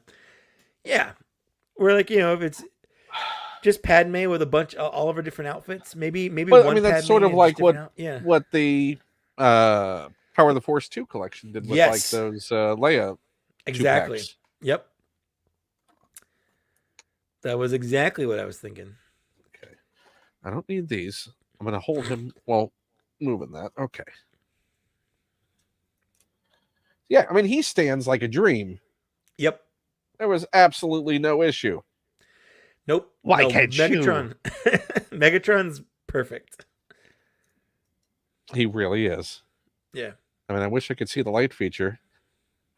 You know what? Companies just charge the extra buck to people and put batteries in there. Yeah, I don't know if it's like a regulation thing that they didn't, or shipping lithium batteries. Yeah. Since they're fulfilling from out of the country. Something like that. Well, and I know they don't ship them over the barge like some companies do. They actually fly them. So this is segmented for the... Yep. So it's posable, which is nice. Does this come with anything that, like, I don't remember the sword being in the Masterpiece, the original Masterpiece release, was it? Yeah. Well, not in the original one. It was in the MP3. In the second version. Yeah. Okay. And I think the idea... I remember this being in it. I don't know if it does it, but I know on the MP36 you can take the blade off the sword and put it at the end of the gun, and it's like a blaster. Which way's up? This is up, right? That's up. Yeah, that's up. And then it also has the magnet in it if you want to. That's the tap to turn on the light. Yeah. Yeah, I like the little rust effects that they've done. And he's got, the alternate chest pieces, and he's got different faces. You know what, though? This is for everyone out there. I'm gonna blow their mind. You ready? I'm ready. Megatron holding Megatron. The prophecy has been fulfilled. I'm gonna break this. Now, why does he have better thumbs? He doesn't have the rocker thing. Was he a fix? No, he doesn't have posable thumbs at all. Yeah, but they're not falling out though. Right. So I think on the Optimus, I think on Megatron, people were complaining that his thumbs couldn't move at all. So on the Optimus, they were like, "Oh, make his thumbs the other move." direction. And the pendulum swung way far over. So you're saying that Starscream is going to have great thumbs? I hope so. I really hope so. God, do I hope so. I mean, I do like the collection of accessories. Sure. The They're plastic fun to look feels very brittle. It does. It's just that harder plastic. Mm-hmm. I do like the sword though. I wish that had the light up effect. It really would have been a cool extra step, but I get why it doesn't. Maybe if they'd had like a light up effect in his hand, and that like lit it up somehow. Yeah. Let's see if we can see how it would look.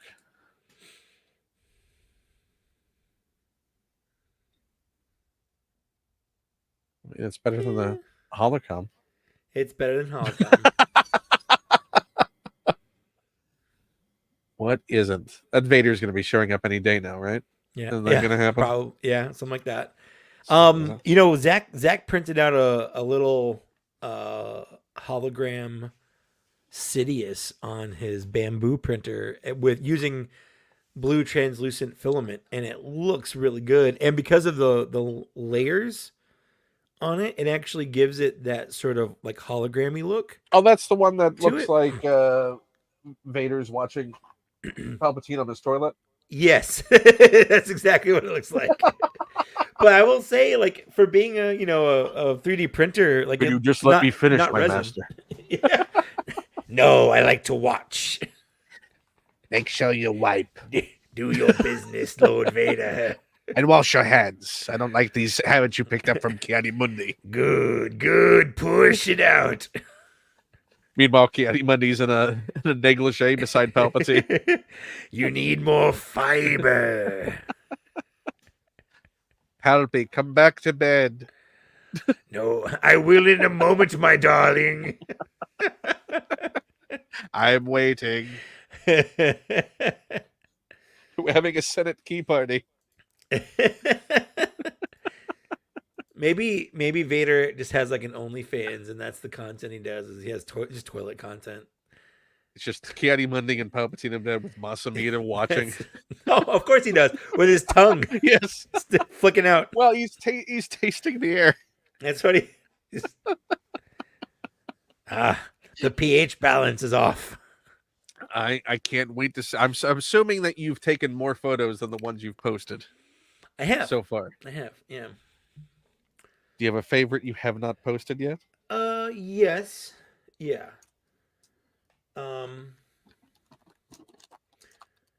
Obviously there's the one that I posted that's the thumbnail, but there's actually 3 different like sexy photos that I took. But I feel like that one was the best one to fit in the thumbnail, but it's not my favorite one. Well, I'm going to take the one of him and Palpatine in bed, so... Well, I haven't taken that one yet, but now I will. Oh, man, don't horn in on mine. What are you, Kipli Mundi about it? Yeah. Well, this was nice that they did this in metal. Yeah. The key that unlocks Vector Sigma. And our heart. Not mine. The only person that has the key to that is Kipli Mundi. So where is he ranked now in your figures for this year? For the year? Oh, I mean, to be honest, I'm asking to be like Dan, who revises every 3 months. Well, I mean, if we're talking just Star Wars figures, he's probably number 2, maybe number 1. It's really tough to say, like because he's so new, and I gotta just really kind of sit with him for a bit. So like, I also really do like this a lot. So I'm like, this is new. Do I like it because it's new? Do I like it because it's cool? Do I like it because it's good? Do you like it better than the Super Battle Droid? I like it differently than the Super Battle Droid. So the Super Battle Droid. That's not how ranking works, Mike. It is though. Like. As cool as this is, it's really hard to put it in sexy poses. It's not impossible. In fact, Pletho sent me one earlier of one he did. I was like, that's actually pretty good. I'm going to steal that. Here's my recommendation. Here's what I would like to see since you have both in hand. Yeah. I want to see the droidica holding Kipli Mundi like Officer and a Gentleman. Oh. That's The Bodyguard. Oh, that's The Bodyguard. What was? Oh, love lift us Lift up where where we Yeah, belong. yeah. You're right. I always Yeah, get those confused, but you're right. but that's the sweep up full cradle. Yeah. You know Yeah, what? You're absolutely right. And now he's perfect for the both hand cradling. I hadn't put that together. It's not in my review, but I will absolutely take a picture of it. And I'm very because I do have a picture of them together in it as a tease of like my next video. So I can put it in that one. Like I can put it in that video for sure. Although I might change it to, instead of Kipli Mundi, I might change it to just a regular clone trooper, Helmet off. or like a regular battle droid. No, let me see the droideka's head. You know what you could put on there? Sunglasses. Sunglasses. Yeah, probably. Oh, you know what? Oh, does any of the classifieds come out? Do they have the white hat, the formal No, they dress don't. uniform yet? They don't. Oh, No, they don't. I'm waiting for a gung ho, with that to with be in that his dress formal, uniform. Yeah. Oh, that would have been perfect. Yep. Put the cap on him. Yep. Then he could carry the droid away from the little workstation, the sweatshop that she's in. I mean, he could also put either Obi-Wan or Qui-Gon as the one being carried. Also true. Love lift us up where we belong. But Kiadi's going to be involved in every romantic. Well, scene. he is now. That's the lore that I've created on my channel. Brian Ward, wherever you are, if you're listening to this, we need Photoshop of Kipli Mundi swapping out for every scene that Padme is in. Yes. So the wedding of Kipli and Anakin. Yep. In the original trilogy, I need Kipli kissing Han Solo on the Millennium Falcon, and then interrupted by C-3PO. I need Kipli kissing. Should he kiss Rose or should he kiss Finn at the end of Last Jedi? I think he needs to kiss Poe. Okay, no, that's true. No, you're right. Yeah. Yeah. Or why not all of them? Just have them all kiss. Just one big smoochy orgy. Him sharing a milkshake with Dexter at the diner. Oh, yeah. The diner. Doing this thing with the straw going the full Archie. Yeah. The full Archie sure. comics full Archie, cover. Yep, that's it. Yep. So between these two, yeah, which one was your favorite? So I really like the look of the Optimus. I think the Optimus is just they feel a little different. Where I feel like the Optimus just feels more cartoony, but as a toy with like articulation and stuff, I think the Megatron is more posable and a lot more stable. Yeah, the stability thing is throwing me. Yeah. But the Optimus might be actually a little bit more posable, but he's a lot more fiddly to get him to stay in certain poses. I do like that he can do a full. He can do that, yep. And he's got good shoulder joints, like the butterfly joints. They come out pretty far. Yeah, I like how they engineered that to swing up like that. Yep. And then pull it forward. Like just pull it. Yeah, like that. Oh. Yeah. Like you can have him clapping. So you can do the robot? Easy. Yeah. You can do the robot with JT. Oh, did you catch my Mystery Science Theater 3000 reference in my Transformers video? Because it's my favorite one. There, it's done. What do you think? Cracks me up every time. All the Interocitor parts just sitting there. Oh, cow! There's 486 parts. 485, sir. Just.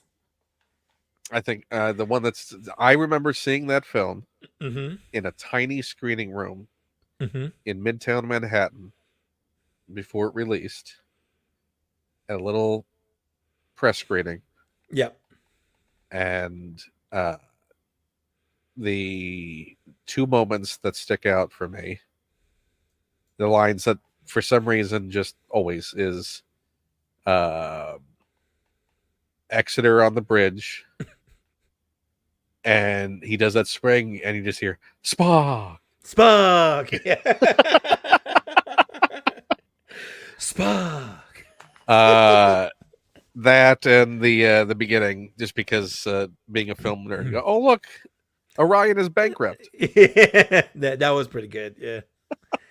And the amazing Rondo. Oh, that Eastman, he came out of the East to do a battle with the amazing Rondo. I mean, that's just a solid 70 minutes of. Oh, for sure. So short. I'm assuming you've seen all the deleted scenes. I've seen. I don't know if I've seen all of them, but I've definitely seen some of them. The whole alternate, like the storm cellar sequence. And, yes.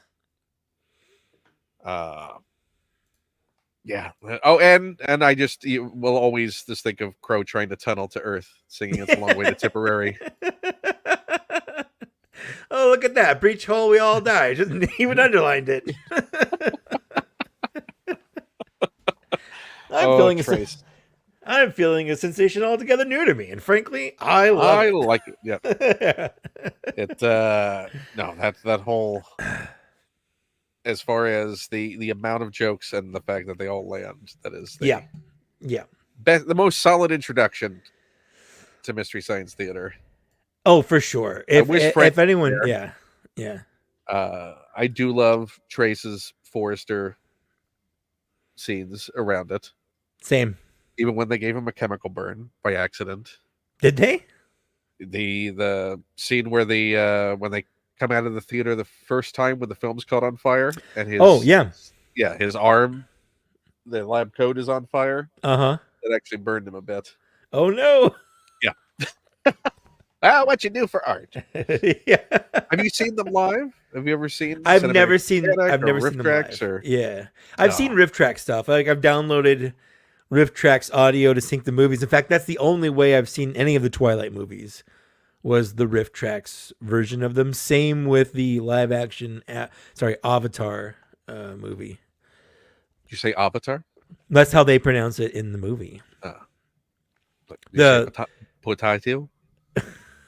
I mean the not the James Cameron's Avatar, the Last Airbender. Avatar. The Last Airbender. Okay. Yeah, Avatar. They always say Avatar Ong. Oh, I blanked out on that movie. And you should. But again, the only way I've seen it was with riff tracks. I appreciate riff tracks.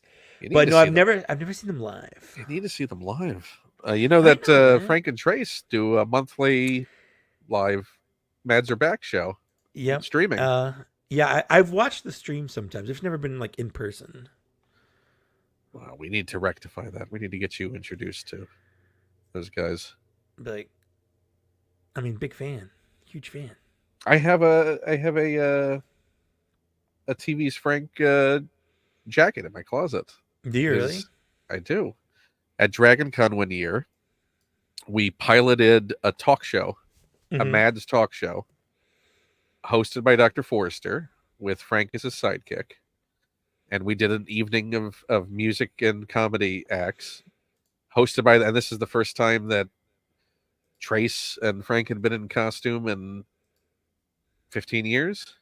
20 years since the movie. Yeah. Well, yeah, because Frank wasn't in the movie. Frank wasn't in the movie. Yeah. But he came back in season 10 as TV's Frank. Right. Yeah. But and then one of the segments, I had lost my voice earlier in the weekend. All that screaming, all the hosting, all the panels I did. So I was wearing Frank. Trace didn't know what size shirt to get Frank, so he just had two made. So there was an extra one and an extra lab coat. So Dana Snyder, voice of Master Shake on Aqua Teen Hunger Force, we did a show together for a lot of years. He wore the lab coat as a Mad, and I was his sidekick whose voice he had removed. That checks out. We did a segment. That's on actually it. pretty funny. Yeah. So I have a lovely photo of being choked by Dr. Forster and TV's Frank backstage. Oh, that's nice. Those are memories. Those are memories. And I've gotten to wear the only remaining pair of Dr. Forster glasses. Really? Yeah. Look at you. That's a claim to fame. Put that on your tombstone, honestly. I have so much. I mean, long history with this, guys. I've got interviews that'll be going up. I have a Joel Hansen piece that, let's just say, tells a more accurate story than the one he has been telling in recent years when it comes to the history of the show. Interesting. Yeah, there's a lot of stuff. I have been loving all of your Muppets content recently. Oh, thank you. Yeah, I mean, I loved. Yeah, I love seeing a lot of the backstage stuff. I mean, Frank Oz is just a freaking genius. So good. And swears like a sailor. Love it, and it's great. Did you read my interview that I put up? I did. Yeah. Well, I absolutely love it, and then because TikTok will like put other stuff up. It's like, hey, you like Muppets? Here's more Muppet stuff. And so then there was like a compilation of like the Muppets breaking character, but like in character, right? Where like there's like a clip of like Miss Piggy being like, "Oh, I can do like a good Fozzie impression," because Frank Oz does both. So it's funny when you see them kind of break the fourth wall, but in character. Like if you know. Well, just you wait. Well, maybe I'll show you something after we end the stream. Okay. But yeah, well, it's been nice because that was originally there was a Twitter thread. Yeah. That I did for the past couple of years, and because Twitter's just not a thing that I'm doing for various obvious reasons. Yeah. It's terrible. It's cesspool. Yeah. And no one's really there. It's like I got to break that content elsewhere. Yeah. Also, now being able to post, because if anyone's following me on Instagram and TikTok, I'm cross-posting there. Yep. The time limit restriction is gone on them. That was yes, there it's on nice. On the Twitter. So now I'm able to post full segments, but they all have my comments, so they're in context of what my thoughts are about the stuff. So it's not just presented as a clip show, but as a little bit of background information, and there's many more to come, and some new stuff that I've also been prepping to put up that I never posted to the other. I have deep archives, Mike. Very deep archives. I see that. And how do you sit on this? Like, how do you just forget you did it, or like what? As far as the interviews? Yeah. Because like I'm having trouble. Like just today, I worked the last 2 or 3 days on this Kipli Mundi review. It's done. I've posted it for a very specific set of people, but I want to post it for everyone because I crave that feedback. I want people to see it and let me know what they thought of it. But right now it's up, it's available, but no one can watch it. And it's kind of killing me a little bit. Like I have made content that I want people to see, and I don't like that. I mean, I have so many. As the problem is that I did long form interviews. Right. So these interviews were usually 3, 4 hours, 5 hours, like my streams. Sure. They were long interviews. The problem was traditionally in the past, if it was originally when they were done, they were text-based because there was no such thing as podcasts then. Right. So that meant transcription, which had to be done manually. That was monotonous. And then the editing process. So it was just so much time. Sure. To do it. Because even if you got some, sometimes occasionally I'd be able to get somebody else to do the transcription, I'd still have to go through and copy edit it because they may not know what was being talked about. They may have made assumptions. So I'm still having to then go back. And I found that every minute of an interview usually was like 10 minutes of editing time. Okay. Just because you're going through, because you also have to clean everything up. You're gonna have to make it all. So it just got to be onerous when you're having to do other stuff at the same time. That couldn't just be a focus because I had so many pieces and so many different things and different stories that I was doing and other content that I was producing. So some just fell by the wayside. And there's about I don't know, 25 or so interviews that never got released with folks. So some of them are going to be and the stuff that I did 20 some odd years ago that just is hard to find on the internet, or it's nice to repost because no one looks for anything anymore. Right. They stumble across it, when someone reposts it or someone mentions it anew, but no one is actively going out and finding these things. It's a lot of stumble upon. Right. So old content is new content. So I figured I would start posting on the Patreon because I'm trying to get that stabilized a bit and sort of, as we all are, looking at the attrition. You're going away from Patreon, so I am mostly because I just felt you really have people icky. that still want to give you money that you're going, you know what? No, I'm cutting you off. You're like the barman. Well, so I had a super large following. You know what? Yeah. I think you're done. Well, I did feel bad because the day before I decided to stop doing Patreon, I had a new person join my Patreon at like a high level, and someone I'm like, still wanted to support you, and you're going, no.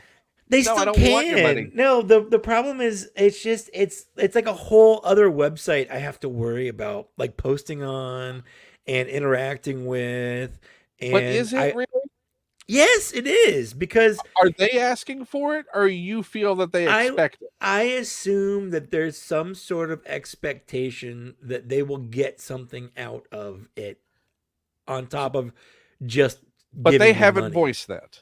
They haven't come to you and said, "Mike, you're not doing enough for us." No, and fair, to be fair, no, they haven't. You're right. You're 100% right. So you're actively instead of them making their own decisions about whether they feel you're worth it, which they would, and they'd leave. And they have. And well, yeah. And a lot of people ones who were still there going, I just want to support you, which it should be what Patreon was about. Not, it was like, hey, I like what you're doing. You do what you're doing. Here's the money to say I support that. Yeah. That's what and they still can, though. It's not like they can't support. I know, but I'm just curious as the fact that there you have all that momentum of people set it and forget it. They support you, and you're going, no, go to this other place. If you really want to keep supporting me. I felt so icky. I just felt icky. I didn't like it. What do you think I didn't like it. I love it. I think that he works even better because he would be a cop. They look like aviator goggles on him. 100%. Yeah, that's true. It's true. Well, I mean, Decepticons do fly. Yep, all of them, even if they don't have a jet mode. So, he wins the sunglasses battle. Yeah, I think Megatron definitely wins the sunglasses battle. Okay, so let's see who wins the sunglasses and where is this? Oh, why does it have to be in two pieces?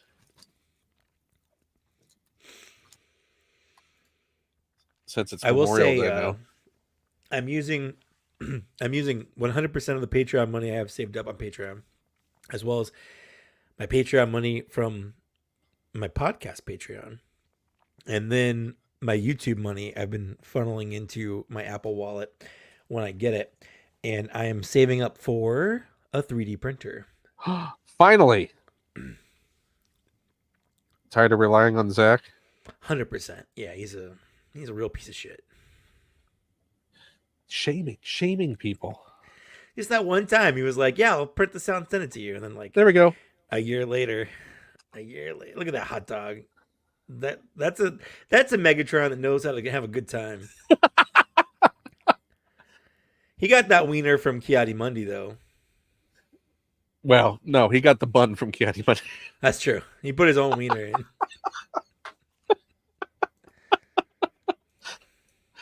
Oh, it's all canon, people. Check it out. Yep. No shame. And if it's not canon, I will make it canon.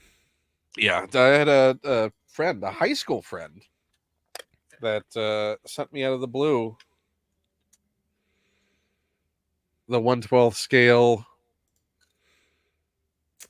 It's a nice little grill. Look at that. Have you seen these? So it came with the grill. That's What's up, storage grill? down there. You got the burners on the side, and then it has the propane tank for it. Look at that. You got bunch of little plates, yeah. You got ketchup and mustard. You got a steak. Little steak. You can assemble a hamburger. You got they got all the fixings on it. That's you got kebabs. Perfect. That's so much fun for a 1/6 scale thing. Like just you got mustard on one of the hot dogs. Yeah. And then you got the tongs and the knife. And the tongs, little working tongs. Clink, clink, clink. Even fake tongs, you gotta clink them just to make sure they work. Like this seems like it's right up your alley. Like this is a thing you should have. Didn't even know it existed. Now I'm wondering what other sets they have. Yeah.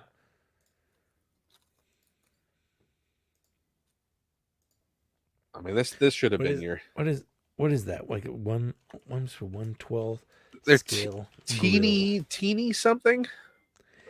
Mini dollhouse grill. That's not it though. I know I saved the box. Let's see, teeny. I think it's TEENY 1/12. Teeny mates, maybe. That sounds right. Nope, that's not it. Nope. Teeny tinies. Teeny tinies. TEENYTINIES. All right. Oh, look at that. All right. You have a whole. Oh, they're cheap. They're at Five Below. See, I didn't find them at the Five Below when I went, but they were obviously popcorn. Here's the grill one. Okay. Here's a little coffee shop. Here's a popcorn machine. Oh man. I mean, it's opened up an entire world of photos. A little sashimi. Oh yeah. How did I not know these existed? Miniature little candies here? Yeah, drinks, chips, shopping carts.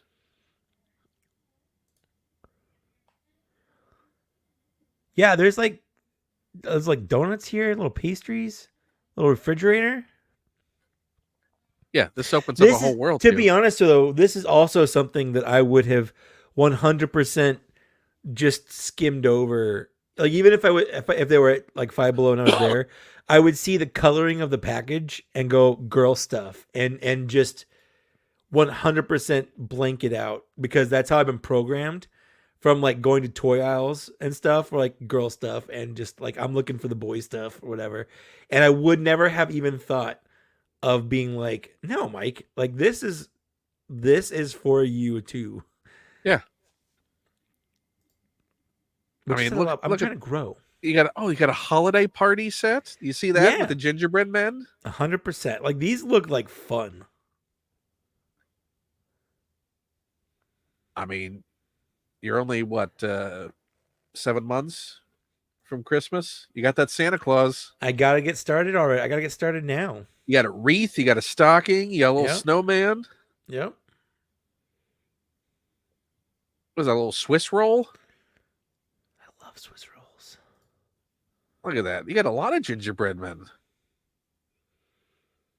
Yeah, this is an entire world. Look what I've opened up to you. And the best part is they're pretty cheap. Like $15, $10. What's the sauce shop? What's in there?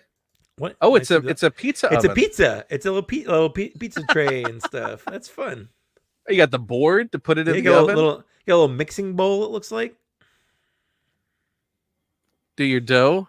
Oh, there's a little teeny tiny trampoline. What's in the vending machine? Miscellaneous snacks.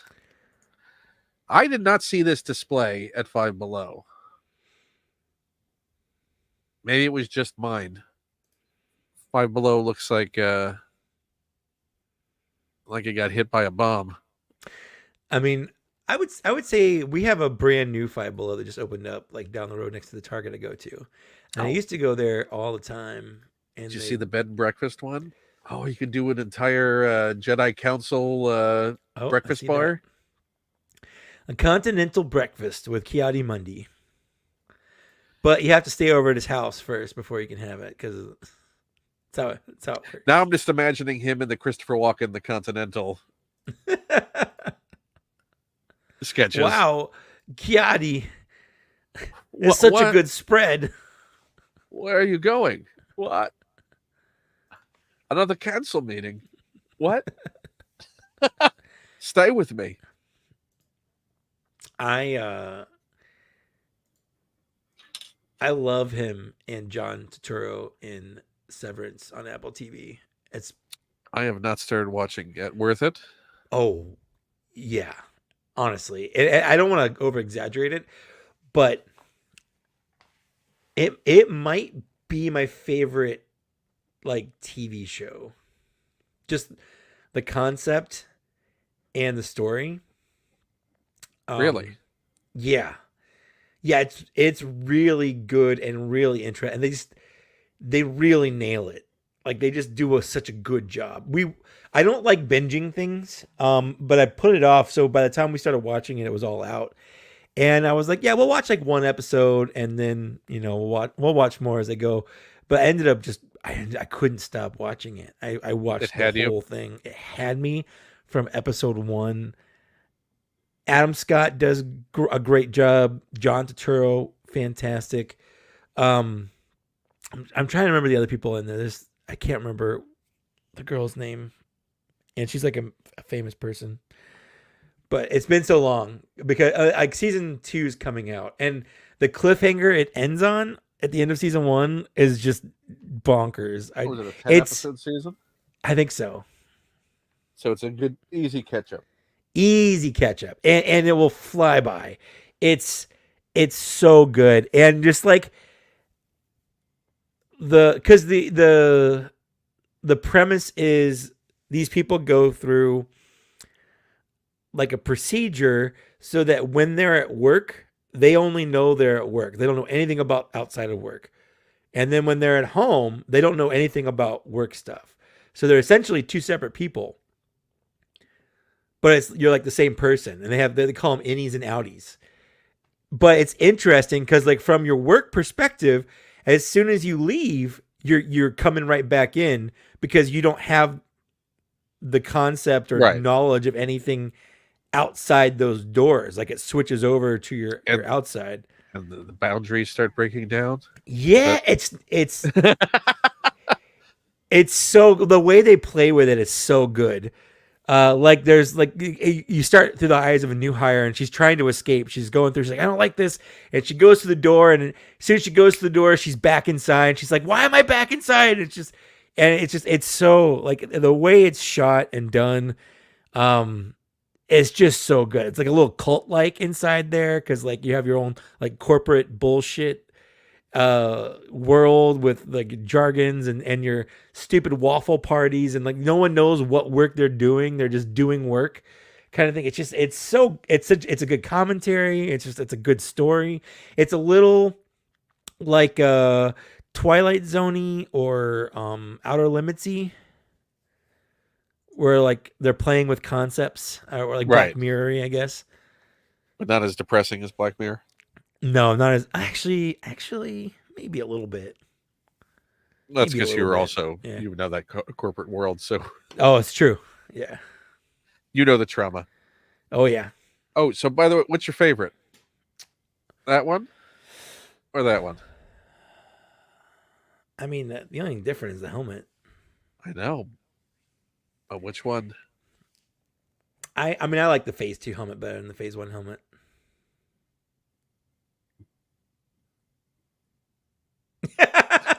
Sorry, buddy. I just do. They're just that good mixture between like a stormtrooper and a clone trooper. It's that nice middle spot. Have we gotten clarification on whether these are face printed or not? Because those eyes do not seem printed. I don't see why they wouldn't be face printed, but they are terrible. I will say the one I got from the 2-pack, the army builder one with the battle droid, that's got the best face printing. The phase 1 doesn't have the shininess of the phase 2. The phase 2 is the worst. Because that one's the one that came out last year. The phase 1, I think, is actually pretty good. Is better. Yeah, it's better. But the eyes, the whites on them just seem so painty rather than printy. I agree. It's weird. I would just love if just someone would be straightforward on these things at Hasbro. Just tell us. Just why? Yeah. Why leave it on a speculation game? Yeah. Oh, and even on the phase 2 head, they have like a 5 o'clock shadow going on, like down here. At least mine do. Well, this is the way. This is the Gillette way. Oh, did you see the TVC Leia? I did. She looks so good. I really want them just to scale that up to 6 inches. I mean, that head sculpt is really, really good. Just take that exactly and just bump it up to 1/12 scale, and it's everything that Landspeeder Luke wants. It's everything I want. Honestly, I think it's perfect. There's no cloth on that thing whatsoever. Because they pipelined a Leia and a Luke, so I'm hoping they set the precedent with that, because TVC should be getting a Luke at some point too. This Agreed. seems like they're going away from the cloth. I think these so. Things that are just have never been right in cloth. Yeah, it's not a good scale for the quality of cloth they use. Like, it could work if you put more money into a different material or wire it, but they won't do that. So no, I get it. That Leia gown just barely works in Hot Toys 6 scale. Yeah. It just it sounds drape. Right. Yeah. It doesn't drape right. Yeah. Just because there's no, I mean, it's too light, because it has to be a sheer material. Correct. It's too lightweight to have any weight bearing down on it. So it doesn't hang right, and it looks weird. Unless you put weights in it.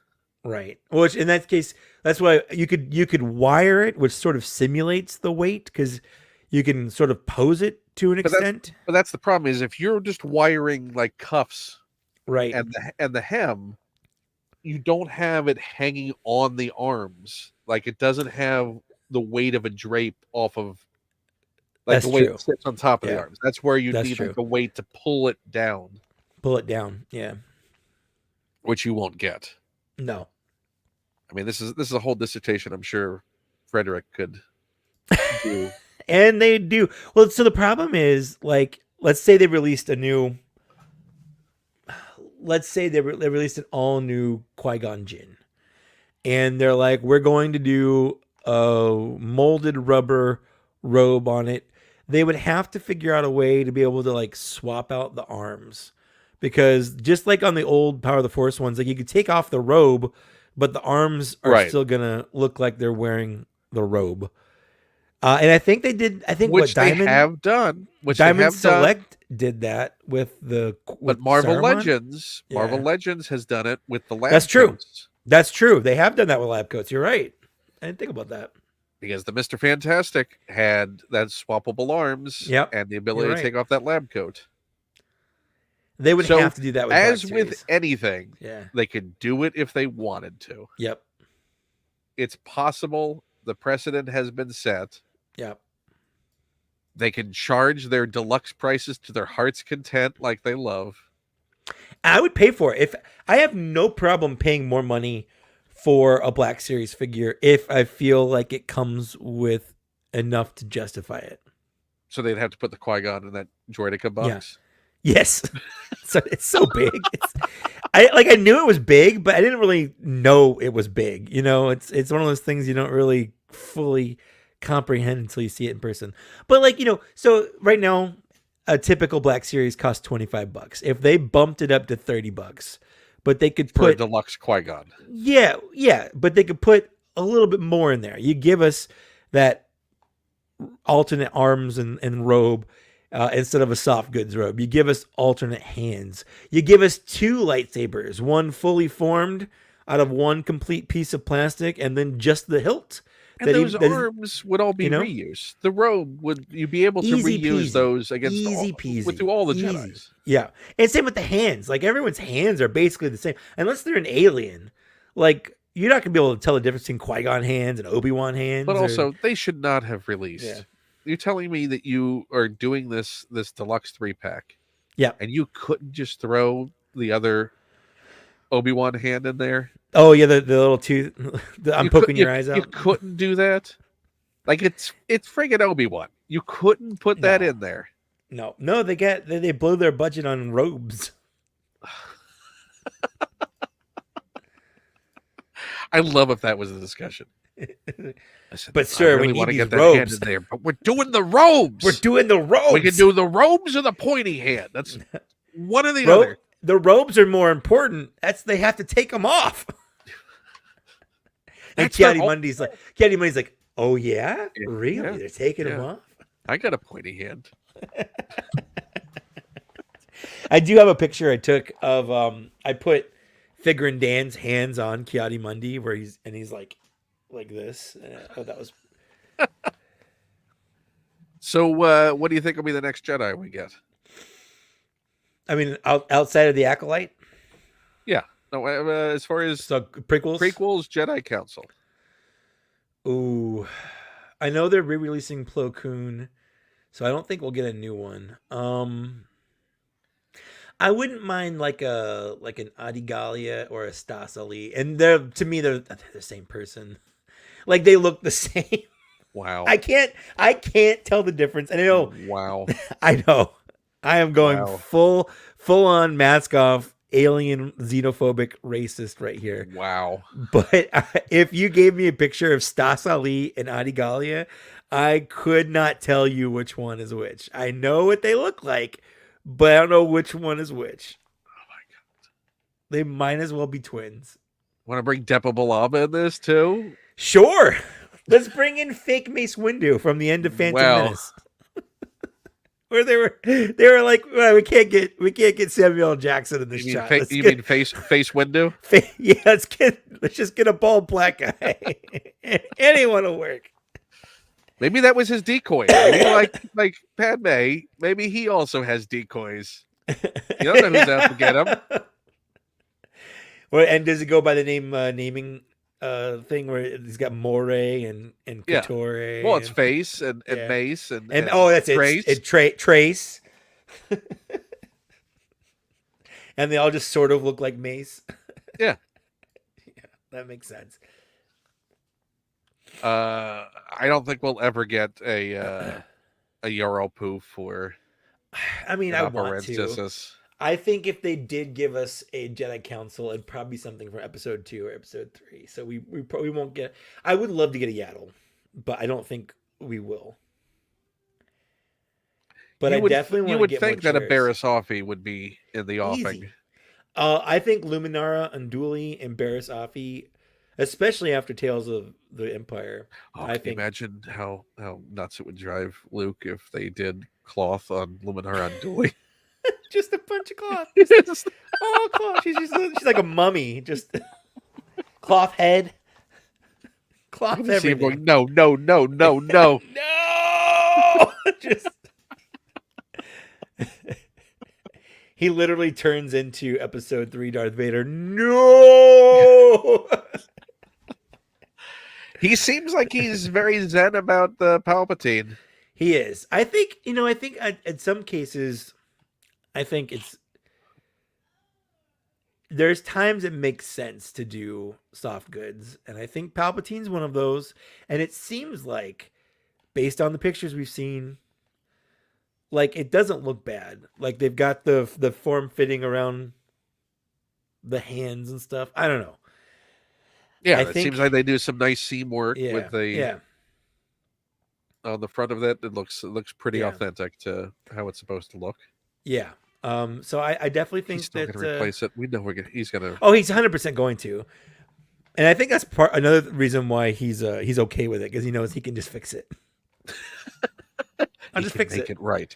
That's right. He's going to have it any day now, right? I mean, now when we're seeing pictures, surely it's already on its way to him. Yeah, He's probably sitting on a crate of them already. Well, I don't know if I'm allowed to say this, but he had that 3-pack, the Amazon 3-pack, for like months, and he didn't post about it because he didn't want to get in trouble for having it. I think the statute of limitations is probably done by now, but I don't know because if it's out or not. Yeah. But like, so it like leaked online, and he bought that one. Like the one that leaked that people were showing pictures of, he bought but it. That's why his channel is so successful and has grown as much as it has. Yep. I mean, it's one of the reasons. The other reasons, and he's talented, and he genuinely makes good videos. Like there are channels that have like gotten more popular than mine, and I feel like they don't deserve it.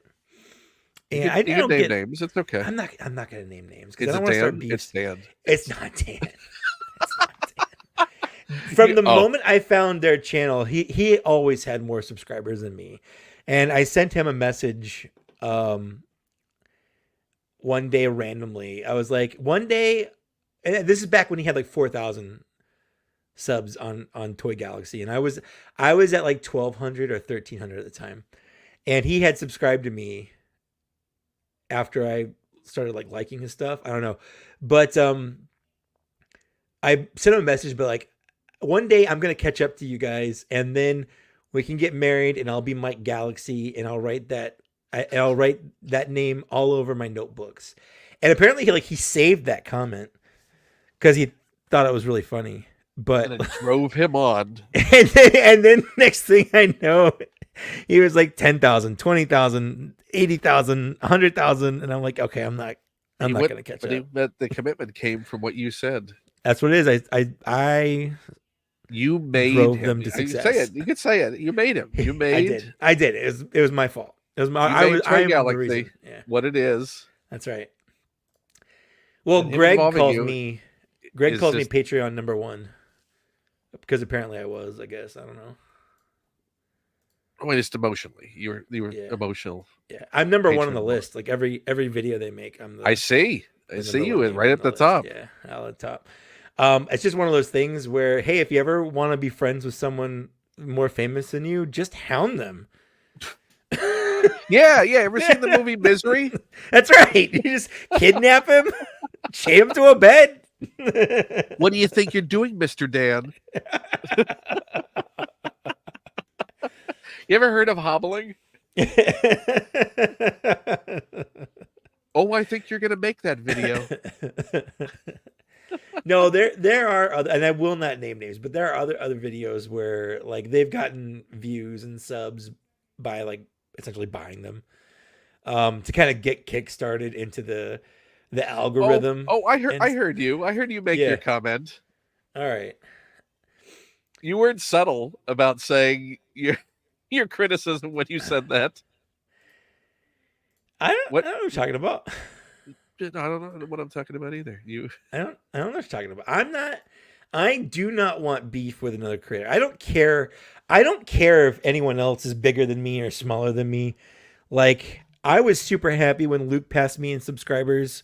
I sent him a message being like, "Hey man, you deserve this. Like, all your videos are great." Wilbon, that's true. I'm not ever subtle. And I think Out of the Basement finally just passed me in subscribers. And what's nice about that for me is like when I was #1 and from among all my friends, like I had the most subscribers or whatever, there was like a weird sense of like, I don't know, pressure. Cause like I had the most, I was the biggest or whatever. And now that I'm not anymore, I don't have that pressure, which is part of what's letting me lose have your fun. patrons. Yeah. I don't care about any of that stuff anymore. Like I'm just making videos that I think are fun to be fun at making videos. Like I don't care if they're successful. I don't care if I make a video and only gets 600 views or if it gets 60,000 views. I looked just last night on my channel to see what my #1 video was because I had no idea. And it was a 6-minute video I had on Kiki Fix Loose Joint. It's got 70,000 views on it. I mean, there's something to be said for practical videos that Yep. people are going, what do I do to fix this thing? And you're the Yep. person they find. That's right. And then all of the ones below that are like my top 10 figures of 2016, 2018, 2020. People and then love the a one wrap-up. the one I made for last year has like 3,000 views or 7,000 You know what views. would have It's been one of my a lowest. great video is that how to assemble an Optimus from YOLO Park. I mean, it kind of went through it on my video. I feel like it was there. It wasn't as like well produced as the one I was making for my boss. Oh, wanting to make a Bob's Big Boy. There you go. Problem is, it's all in pieces, so I'd have to black tack it to be really. Yeah, to make it stay. There you go. And then Dr. Evil is in there, right? Yeah. $1 million. Who does number 2 work for? There are some jokes in there that are timeless. Yeah, you know what? I was just talking with a friend about this the other day. Is that it's not a film series that I ever feel like rewatching, though. Yeah, no, it's true. I don't Like have there any are moments I remember. There are quotes from it that still will pop up, but I never like Back to the Future could watch those films at the drop of a hat. Sure. Star Wars, obviously. What's your most rewatched Back to the Future, and why is it Back to the Future 3? Well, I have to factor cable into that. Okay, that's true. It was always on TBS for a little while. It was always on HBO. HBO too, yeah. When those things hit, yeah. I mean, I'm of the mid to late 80s HBO generation. We had cable, Gotcha. we had HBO. I've seen Goonies thousands of times. Lethal Weapon movies easily thousands of times. Maybe 4 or 5 times all the way through at the same time. But you'd always catch the last 15, the first 15. That's how it was for Blues Brothers for me. Like, I'd always catch the end on TV, and I'd like, or the beginning, and I'd never watch the end. Like, I think I was well into adulthood the first time I ever sat down and watched Blues Brothers all the way through. Like, is that Princess Leia? Yeah, it is. She wants to kill John Belushi. You don't understand. That thing is the center of so many cinematic universes. Oh, sure. Ghostbusters, obviously. Yep. Obviously. Star Wars. Yep. Spaceballs. Yep. Which is already sort of crossed over with there. Yeah, but then it officially brings Spaceballs. True. No, that's true. Into it. But then you got the Tim Russ universe where he basically plays the same character in all of the different things he's in. Oh, Tim Russ. I love Tim Russ so nice much. Guy. Lily and I are watching. You ever heard his albums?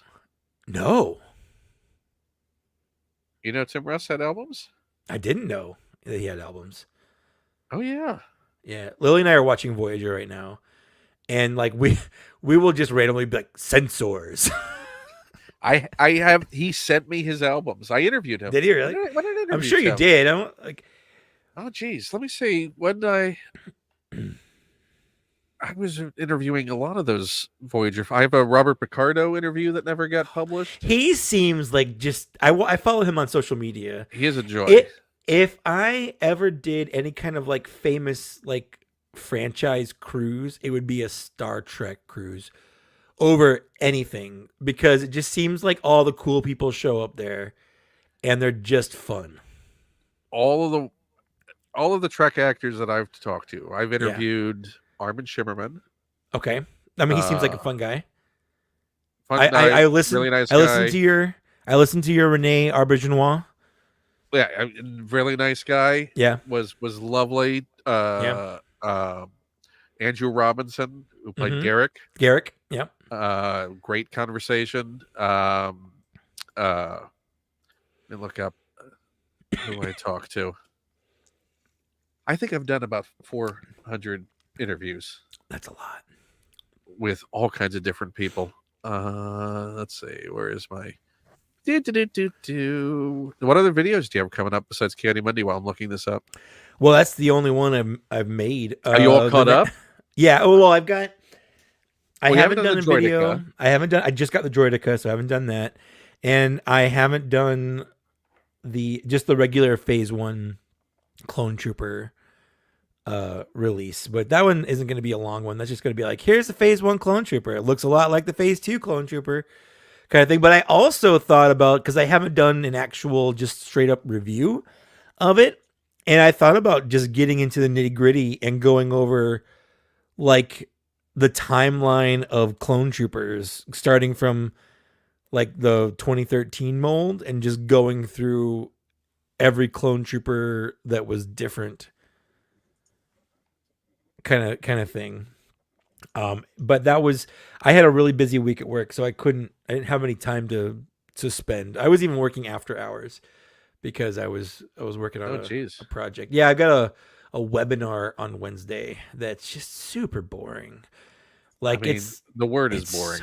It's so boring. And my bot, like, I got the script, I get all the assets like from coworkers, but I still have to spend hours filming it, editing it, putting it all together. And then I try to put stuff in there to make it fun because it's just so boring.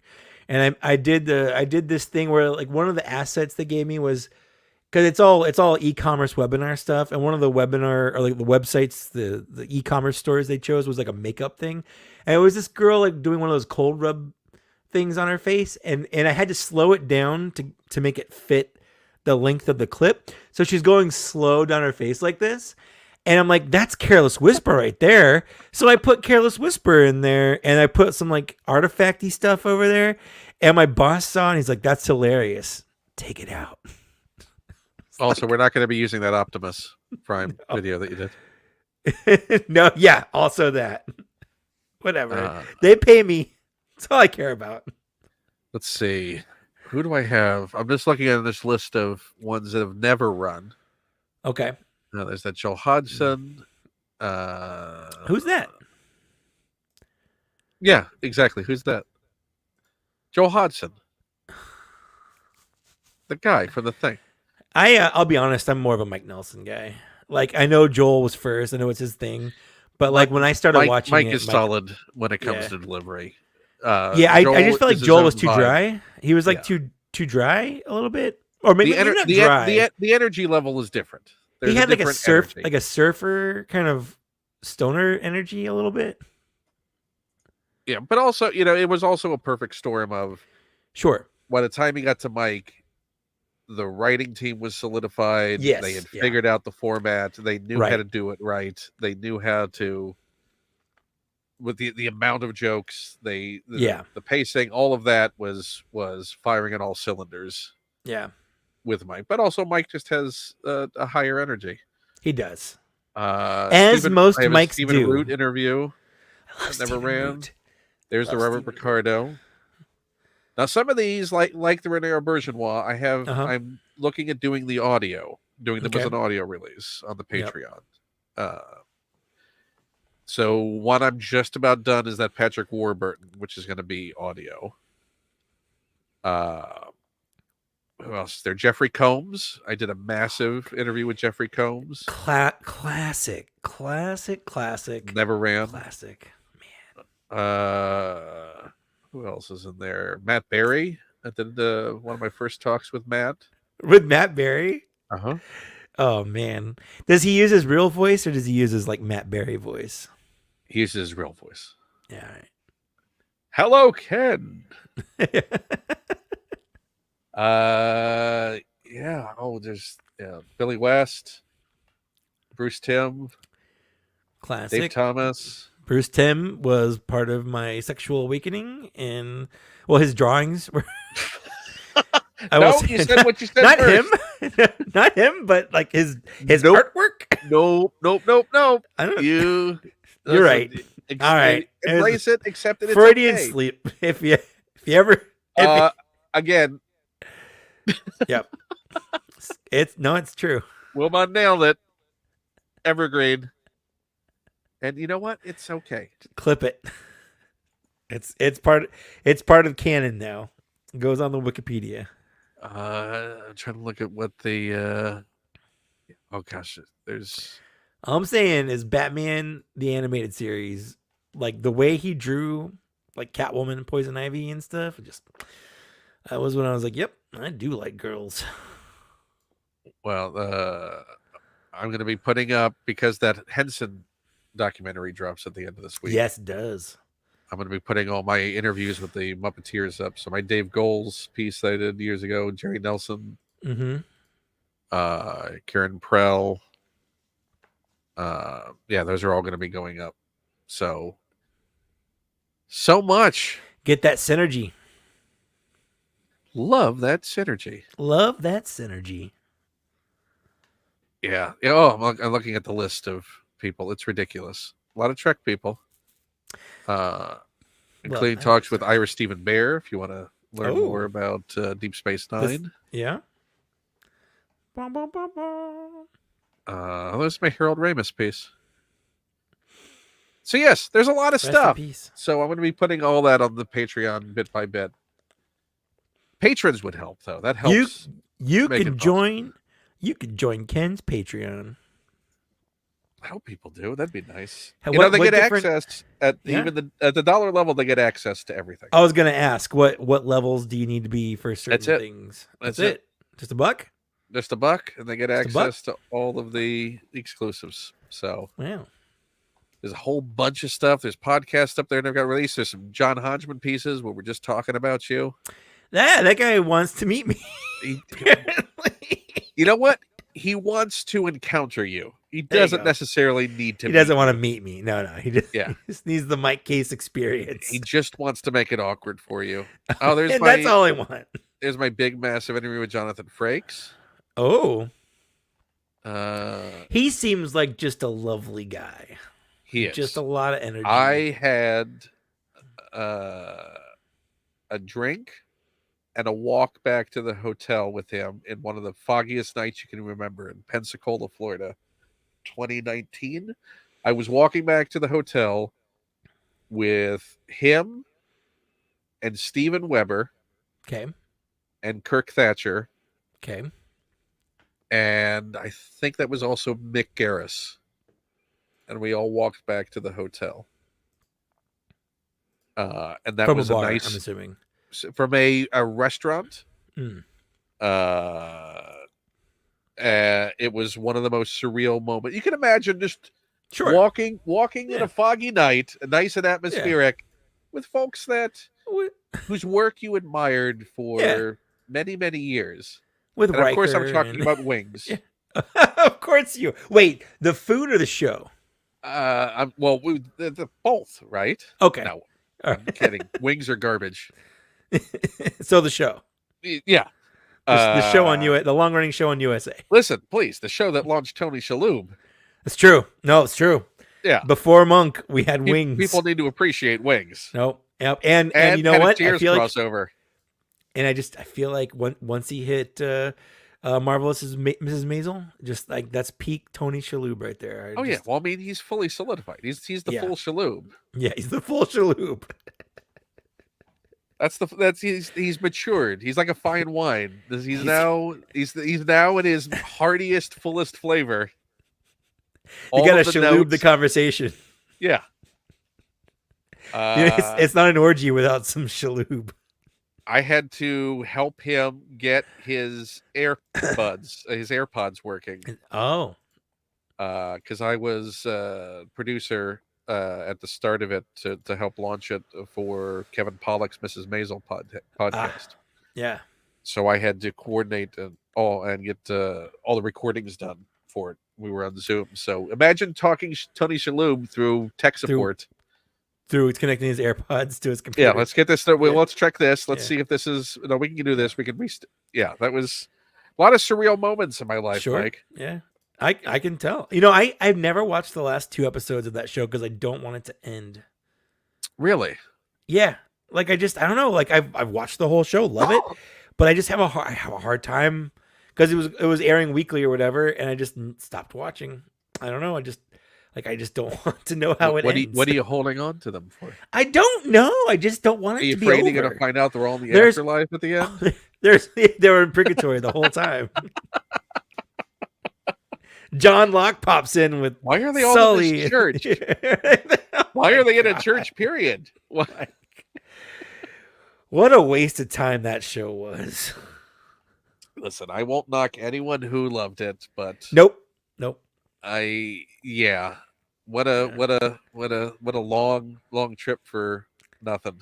That's how I feel about Game of Thrones too, honestly. Like it's the ending's so bad. I've never felt the Game of Thrones is exactly how I feel about Austin Powers. Yeah.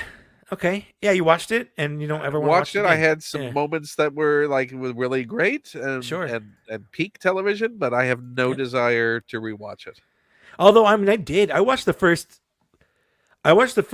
Well, each season successfully as a new season came out. So season 3's starting. I'll go back and watch season 1 and 2 so I can get caught up. So I've watched the whole show 6 times over at least.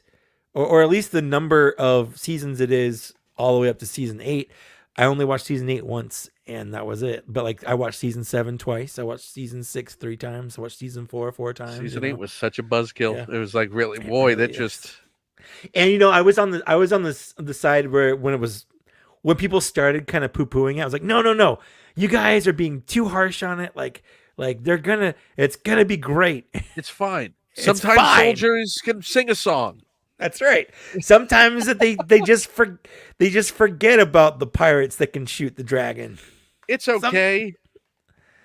Sometimes all the Dothraki die, but then they come back anyway somehow. I don't know. Why you gotta ask questions? Nice. Sometimes people just teleport around the world. Yeah. They just do. Jamie is just gonna abandon all of his character development and regress back. I will. That's the one thing I'll defend. He made a bad decision, and sometimes people just do that. Sometimes people just make shitty decisions, and that's just real life right there. That's the most realistic thing I've ever seen in a TV show. Is some dude just making a terrible decision after being so good for so long because of a girl, because of his sister. Yes, because of his sister. I get it. We've all been there. Listen, it's okay. It's okay. Sometimes you want to confess your love to a girl as a building's collapsing around you, killing you and everyone around. Or you're being gunned down by clone troopers. Or that. It's the same thing. Sometimes Palpatine just returns, okay? I've loved everyone. I've loved you all. I just want you to know. I love you all. And I loved you most of all, Jaxo. Everyone looks at clone Jaxo. It's like, well, I mean, hot. I was lonely. I was drunk. He was drunk. Everyone was drunk. Don't judge me. Oh, I'll judge you. I'll just judge execute you, Order Jaxo. 66 already, and don't look at me. I still think they killed him before they actually got the order. They just wanted to, and that just happened to work out that way. Well, he knew too much. They gunned him down, and then Palpatine's like, execute Order 66. And the captain's like, oh, God, what a relief. Execute my boyfriend. Yeah. He was just a rebound guy anyway for Palpatine. Rebound from what? I don't know. You can't make a statement like that unless... Hold on. The Sith deal in all kinds of shady gray area things. Yes, but shouldn't that mean they also deal in absolute love? Maybe it's like that. Yeah, but also with absolute love comes absolute hate because they're very similar emotions. Maybe it's like that time. Okay, let's back that up. No, maybe it's like that episode at the end of what was that? Sons of Anarchy, where Marilyn Manson was dating that one biker, Theo. Either. No, I know. It was a terrible guy doing terrible things. And he's like, "Hey, I'm your jail boyfriend," and you're like, "Oh, at least he found gay love in jail or whatever." And then Marilyn Manson kills him because of whatever. It's the same. I Kind don't of know thing. if you've made your argument. I actually don't. I don't either. It's one of those things. I'm just hoping I can talk my way out of it by talking long enough. No, give me the shovel. You need to stop digging. No, I need the shovel. You don't understand. I need it. Give it to Kipli Mundi. I can dig my way to China. Then I'll be out. You're never getting out of this argument. We're gonna go through the planet's core. Did you watch the live reading of the Naboo movie? No. What live reading? You didn't see the live script reading? I didn't see the live script reading. Listen, you pay attention to everything else on my Instagram. I try. You didn't see all of my posts about the amazing. Sometimes things flew. So Patrick Kottner from George Lucas Talk Show, producer of George Lucas Talk Show, with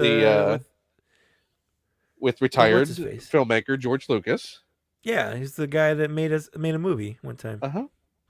And also Pete and Rob from Star Wars Minute. Okay. They did a live script reading with a all-star cast of the Phantom Menace. Okay. On the 19th, on its anniversary day. And included amongst the cast, Qui-Gon Jinn was played by Tony Hale. Oh, wow. Okay.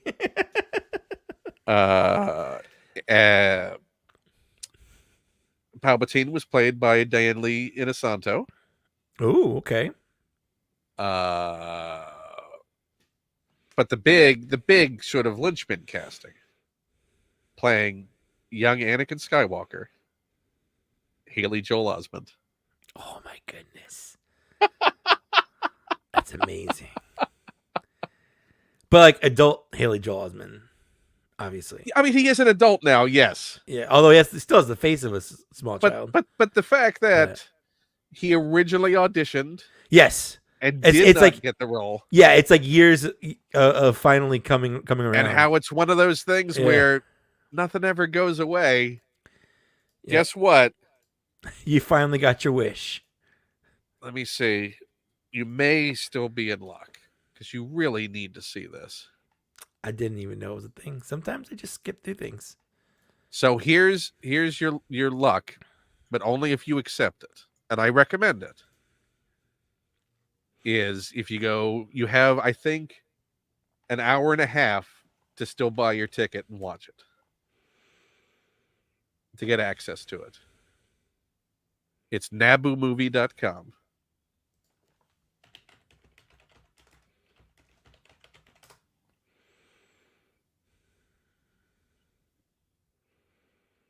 It is live stage reading. All right.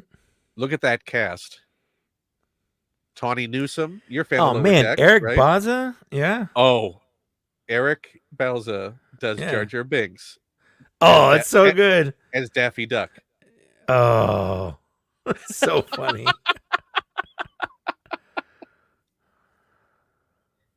I'm Jar Jar.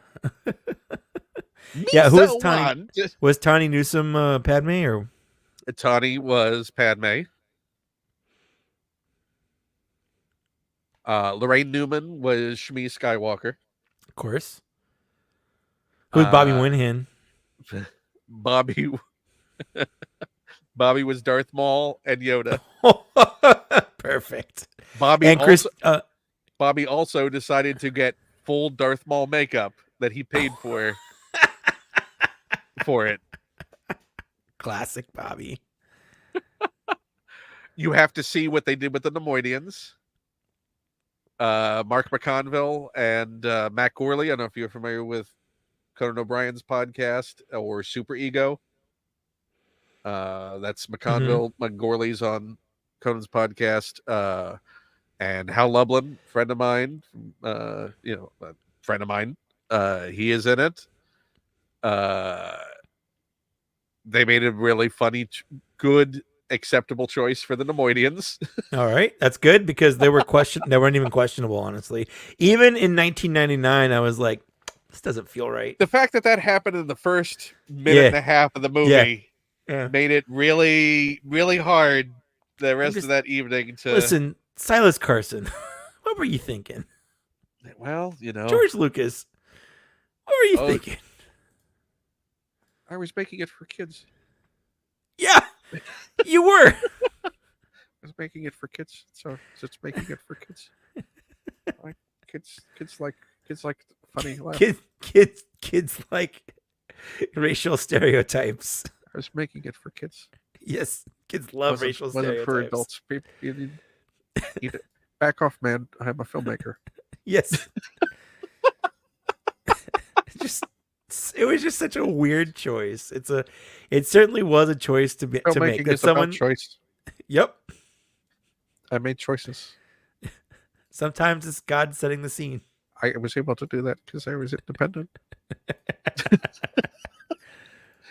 The toys would sell better if they had goofy accents. I was able to make choices. I made a lot of filmmaking choices for kids.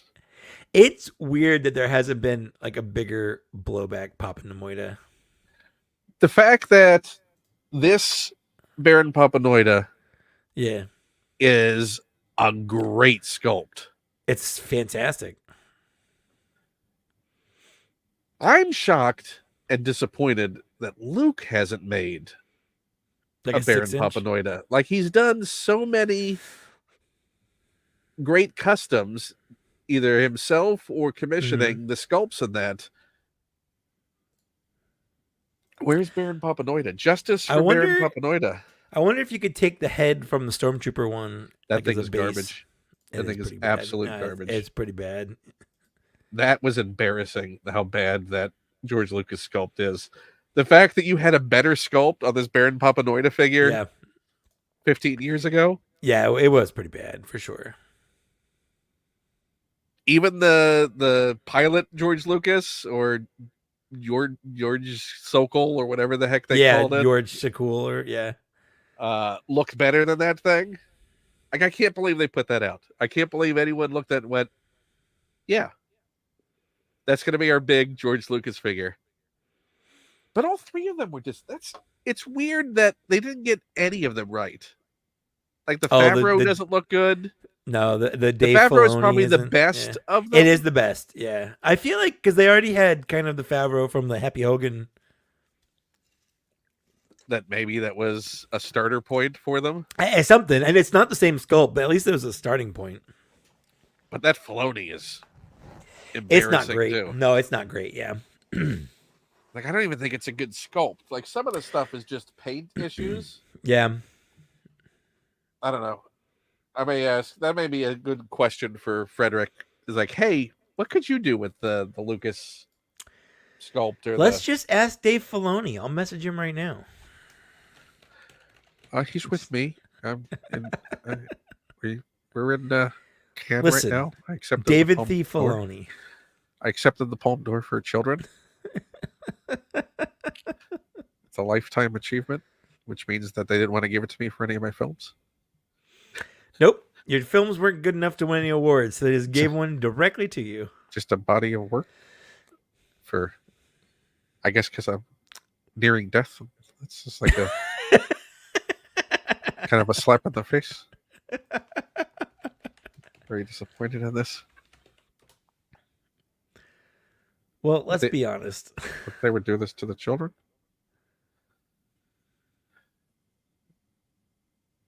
What? I mean, this is like peak Luke. Look how it's all sculpted. It's all the way down. Yeah.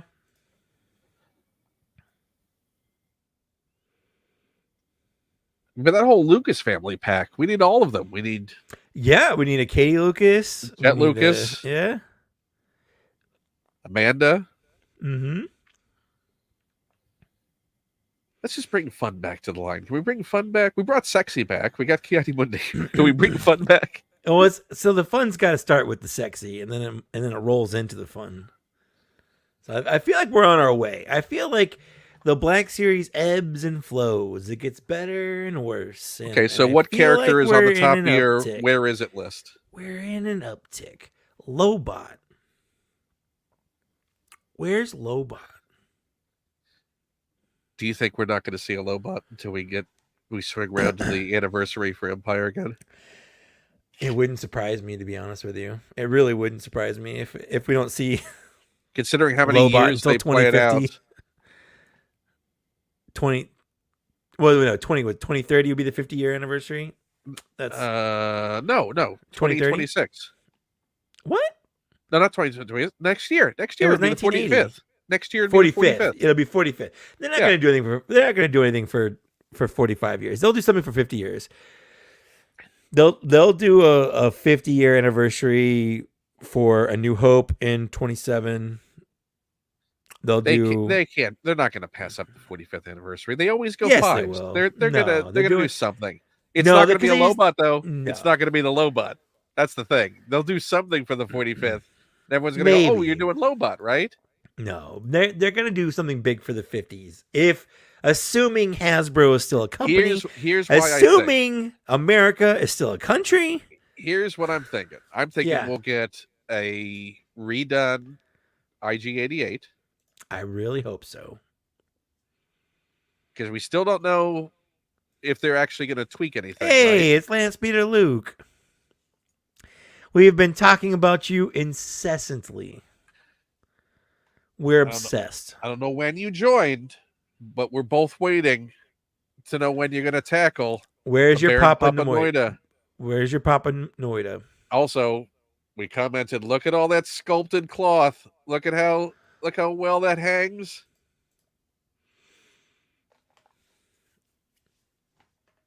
I'm assuming that's in reference to how well it hangs. I think it was just how we were obsessed with him or talking about him. I don't know. Well, we talk about him Maybe because he's brilliant. And he does all the brilliant things. Like, you only need one arm articulation. It's so hard.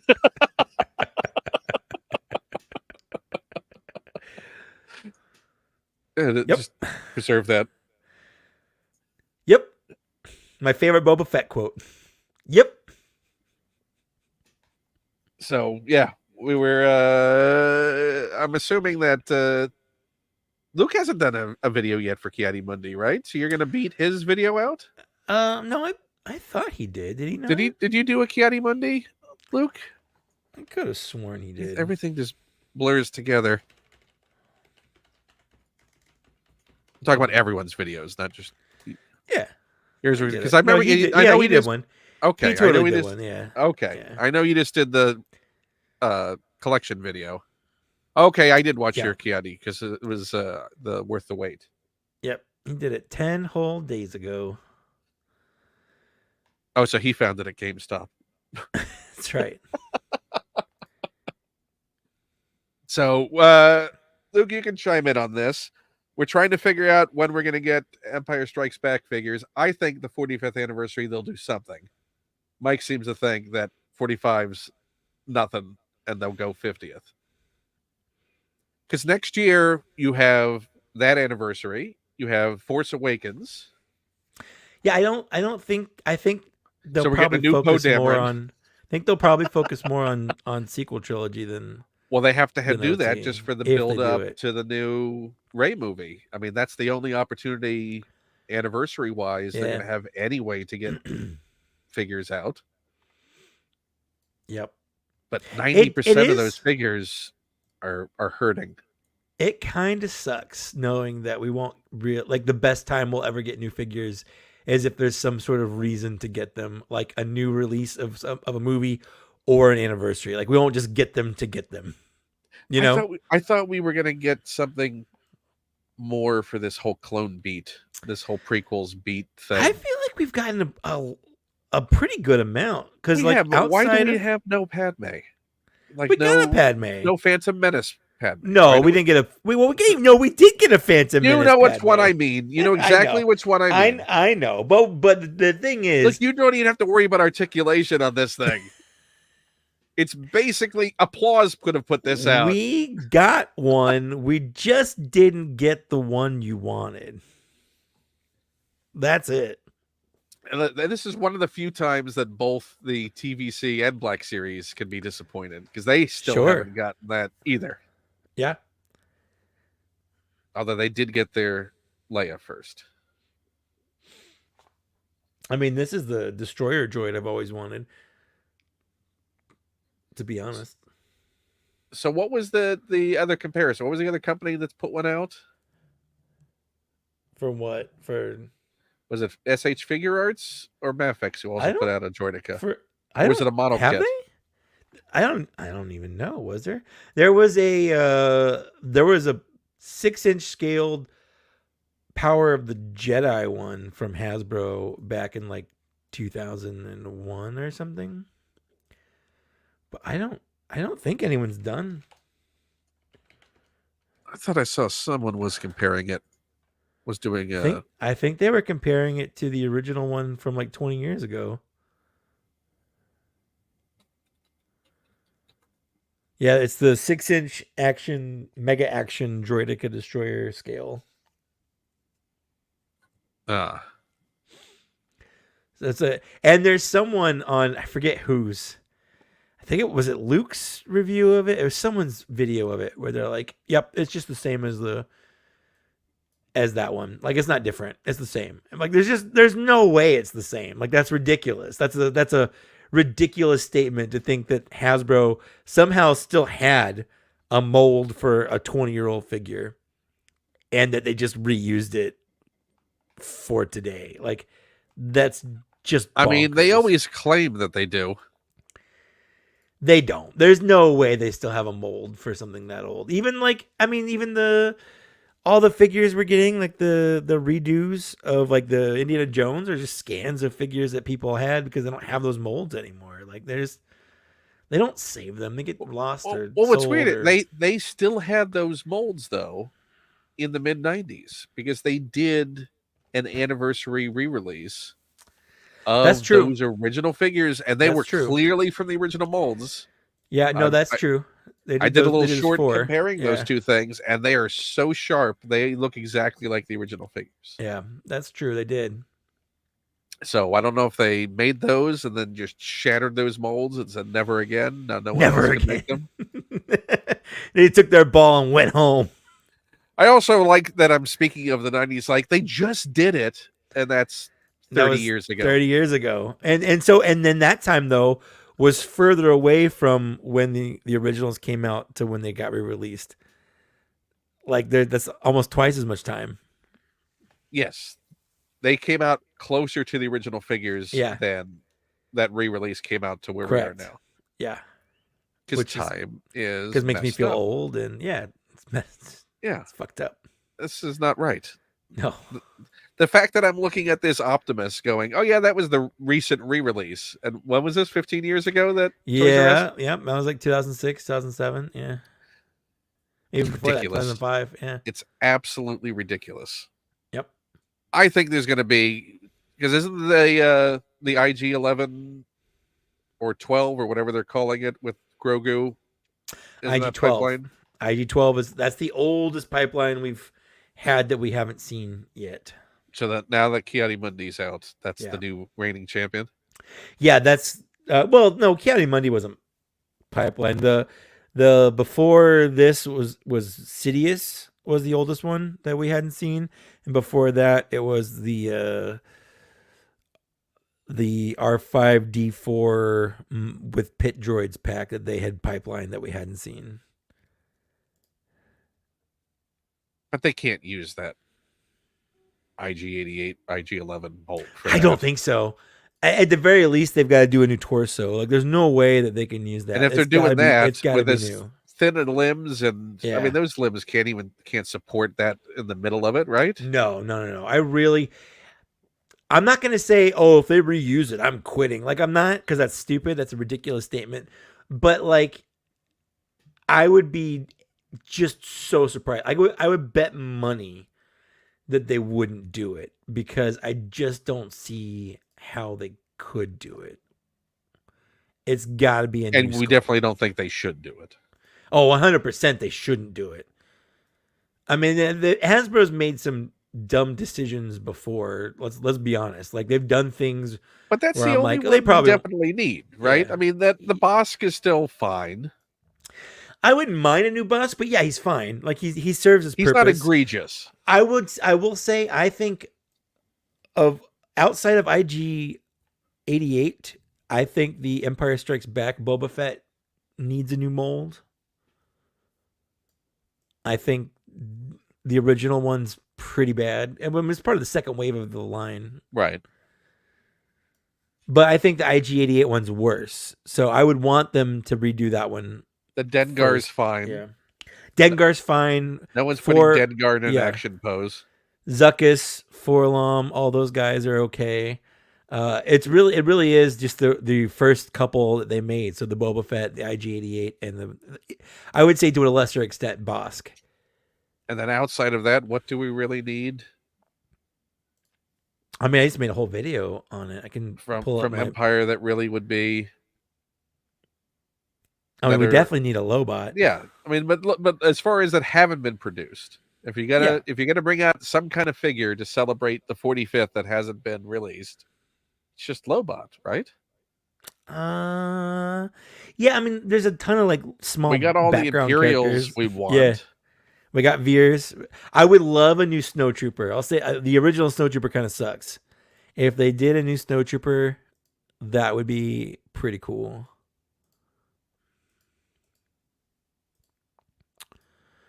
Where's my I did a whole Maybe a new Hoth Luke. I think they could take another crack at Hoth Luke and Hoth Han, honestly. But the Luke is the worst. The Luke is worse, yeah, for sure. Maybe re-release the Wampa.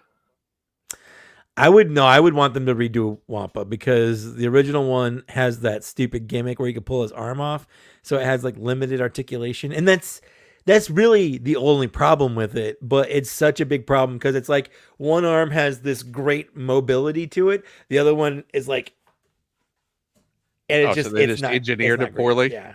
Yes.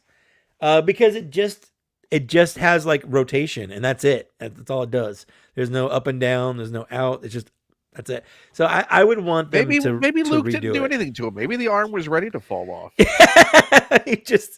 It would have happened anyway. Yeah, that thing was ready. That was an old baseball injury. The only thing that was keeping it on was the cold. It was infected. It was, yeah. He cauterized that. That Wampa's going to live a lot You're longer welcome. Than he would have. I'll bill you.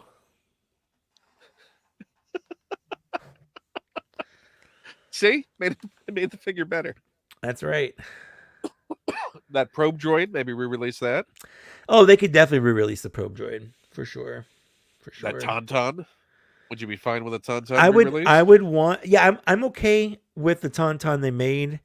But they only released the one time.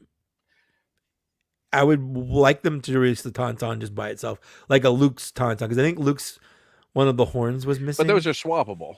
You could do one Tauntaun sure. and have people buy two, just pack in, sure. Swap. I mean, that's what Sideshow did for their 1/6 scale statue. Is you just swap out the horns. But yeah, I would want a Tauntaun for sure. I'm trying to think. And we have Dak. We got Dak. I mean, with like a General Riken, a Norm from Cheers. Yeah. No. You mean Cliff. Cliff. Sorry, that's what I meant. Cliff. Also, you do bring up we need a Porkins. We 100% need a Porkins. Oh, you know what we need? It's staring me right in the face. Because Lance Peter Luke, if he's still here, we need a Hoth Chewbacca. Although Lance Peter Luke's Hoth Chewbacca that he sent me is pretty great. Yes. But, I mean, I wouldn't mind an official Hoth Chewbacca, is all I'm saying. I consider Lance Peter Luke's stuff to be official. Yeah, but not everyone has one, Ken. I mean, it's not my fault. It came up because we talked. I could walk over and make it worse and show it to you again. No, it's really fine. Good. I know what it looks like. I know what it looks like. I'm gonna show everyone. Hold on, I'm gonna be right back. You know what? Talk. I'm just saying. It would be cool. It would be cool if they made an official one. That's all. All I'm saying. Trying to think, who else would we need? We would need that Jeremy Bullock Imperial officer. So much stuff fell down trying to get this. I mean, you know what? And you deserve it. I don't know if you can hear me or not, but you deserve it.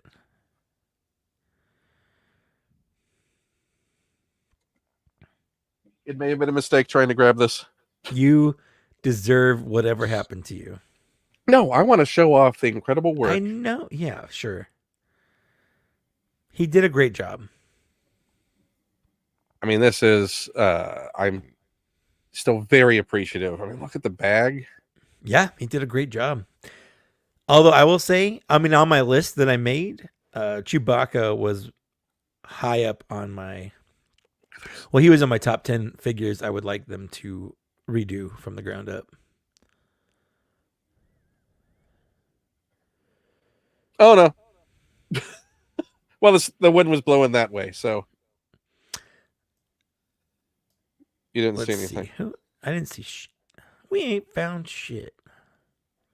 Speaking of Tim Ress. I don't like that these things. No, it's terrible. I mean, I know why they did it, because it's easier to package that way. But come on. And the fact that they did this also on the 3 3/4 scale figures. Yeah. Okay, where are we gonna? I'm gonna have to actually look.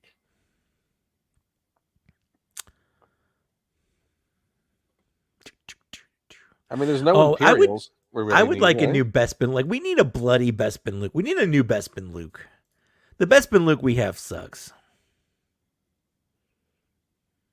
Now, do you have any SH figure arts? No. From FX? I mean, I have not even droids? R2. I have an R2 and a C-3PO that someone sent me.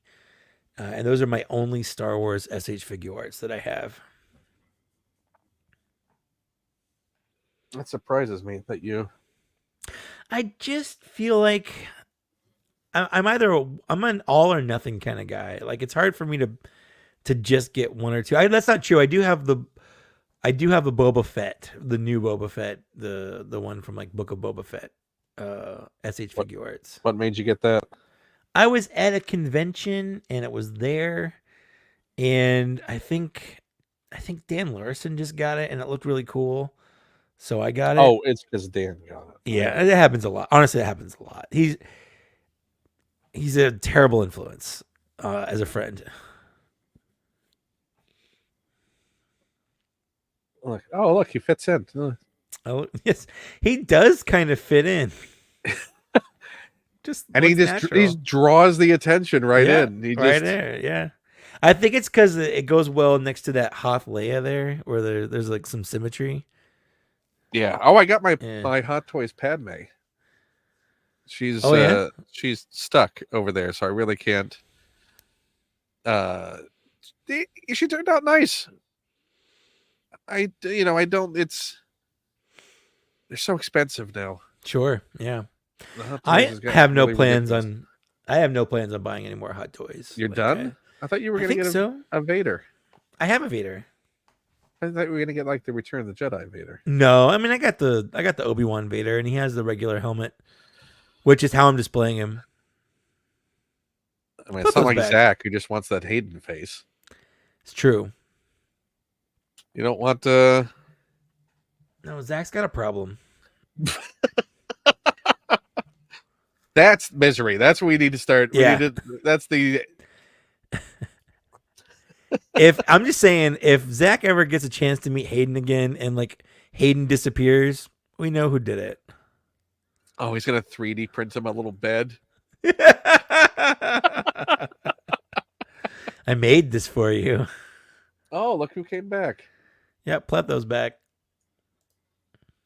And while Luke's here, so we can Luke is on how many Padmes have you made look wise? I know you've done the invasion dress. Hasn't he done a few other ones? Didn't he do like the dinner dress from Attack of the Clones? The sexy one? Mike? Yeah. The sexy one where she's like, we shouldn't be together, but she's wearing one that specifically shows off her form. I'm not. She can wear what she wants. The fruit floating scene. Yeah, the metaphor, the metaphorical scene. She can wear what she wants. I just feel like there's better outfits to wear to not send mixed signals. Okay, I thought, I don't know why. Maybe it was Tim's that I saw a bunch of Padmes. Don't know why that says. Why does that say VIP? What the fuck? What? My little. How do I change that? You put that there. I didn't put it there. I did not put that there. I mean, not today. It might have been in there from like today. It might have been in there from our last VIP chat where I tend to. So that's been up the whole time. I haven't even noticed it. That's been I think so. Probably. It was the first time I noticed it. I'm just saying. And yet people still wanted to support this on Patreon, and you pushed them away. They can support me on YouTube. They can support me on YouTube. No one goes to a second location. It's the same location. That's why I'm doing it. Patreon is a different location. They were at Patreon already. But they're watching my videos on YouTube. It's the same place. There is a button on the video to join. No. Tatooine Padme is probably one of my favorite. Like, it's a nice, light, flowy dress. I like it. And we'll never see that in Black Series, right? No, we'll never see that in Black Series. Like, we'll never see that dinner dress. The weird dominatrix sexy dinner dress that we'll never see that. 100%. Do you think we'll see mullet Obi-Wan? I mean, we already did. When? We have a mullet Obi-Wan? Yeah, they made the clothes? Yeah. He's on my shelf. He's like right here. You can't really see it because I don't have my lights on. But it's not face printed, right? Yeah, it is. It came out in 2019. Why doesn't people tell me these things? I don't know. He's in episode 2 Obi-Wan. He's on the Padawan Obi-Wan body, but he has like an episode 2 head. But he has the episode 2. Is it good? Yeah. I mean, I'll get it.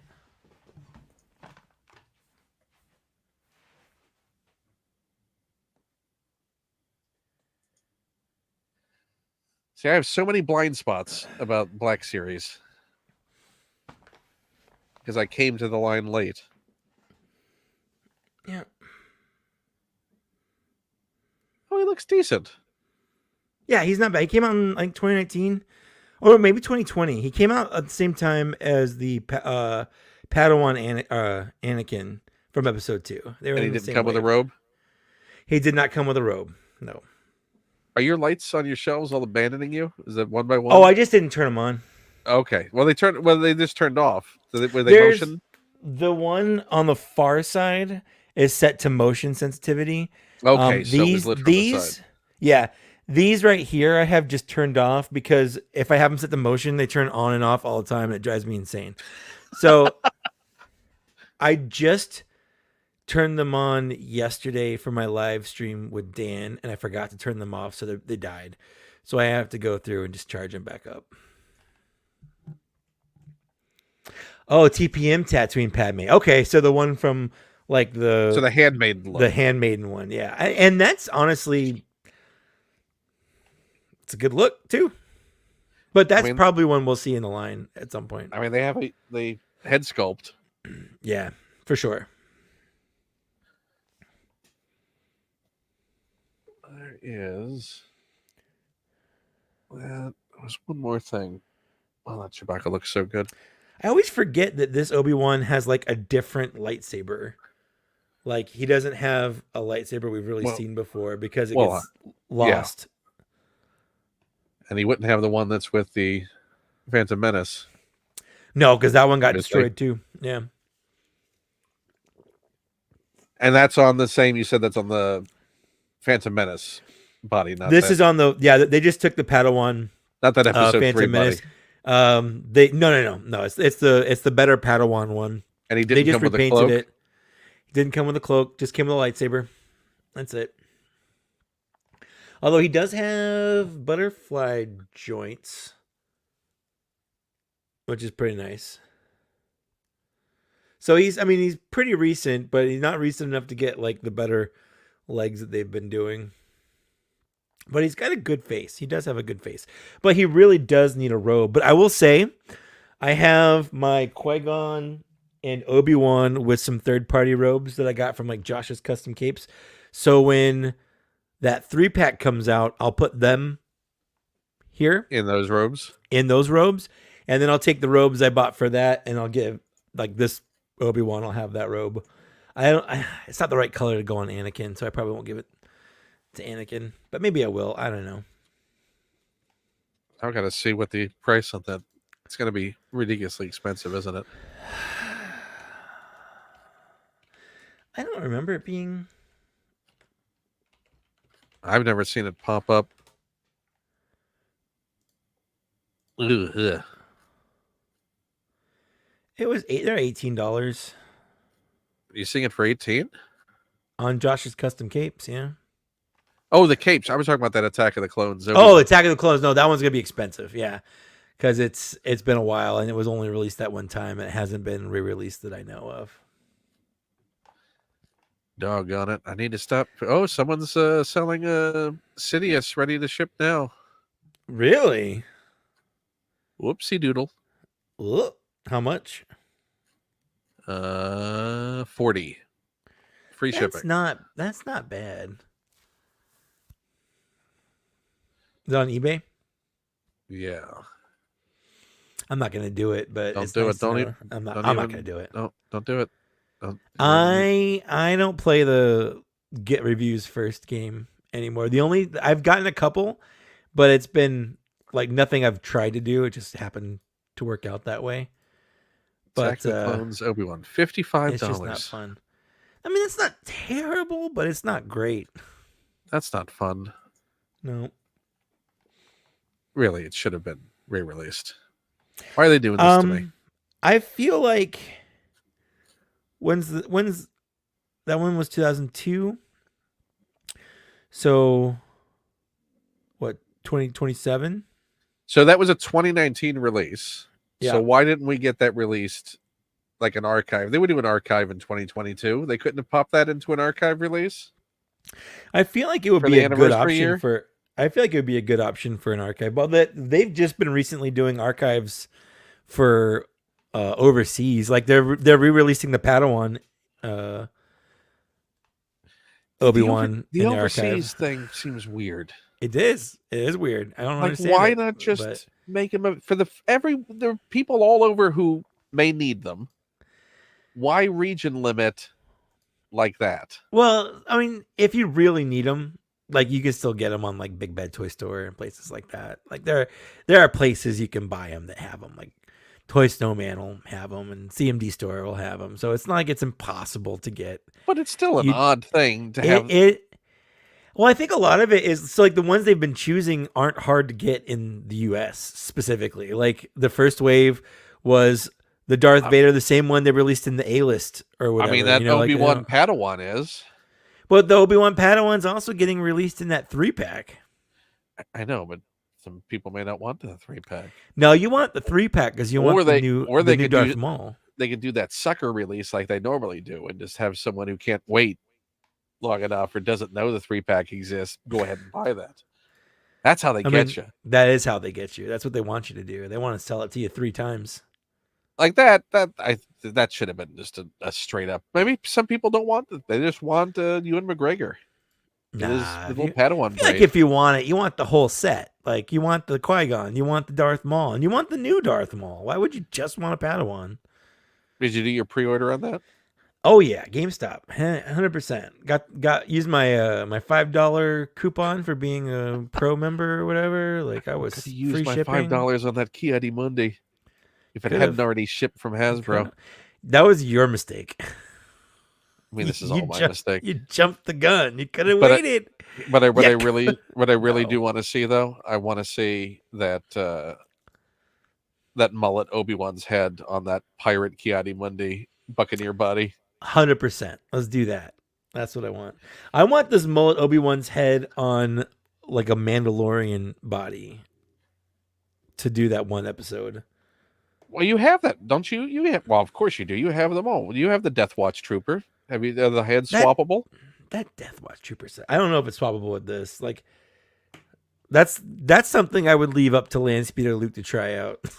And if it works, I'll do it. I'm not brave enough or pop the creative heads enough off and swap to do the it. heads. Yeah, it's not something I really feel like doing.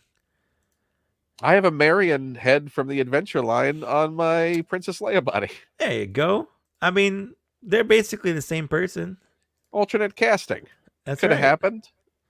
Honestly, when Lily and I were watching Raiders of the Lost Ark, I was like, she's very Carrie Fisher-esque. Like, just her mannerisms and stuff. There's a lot of overlap there.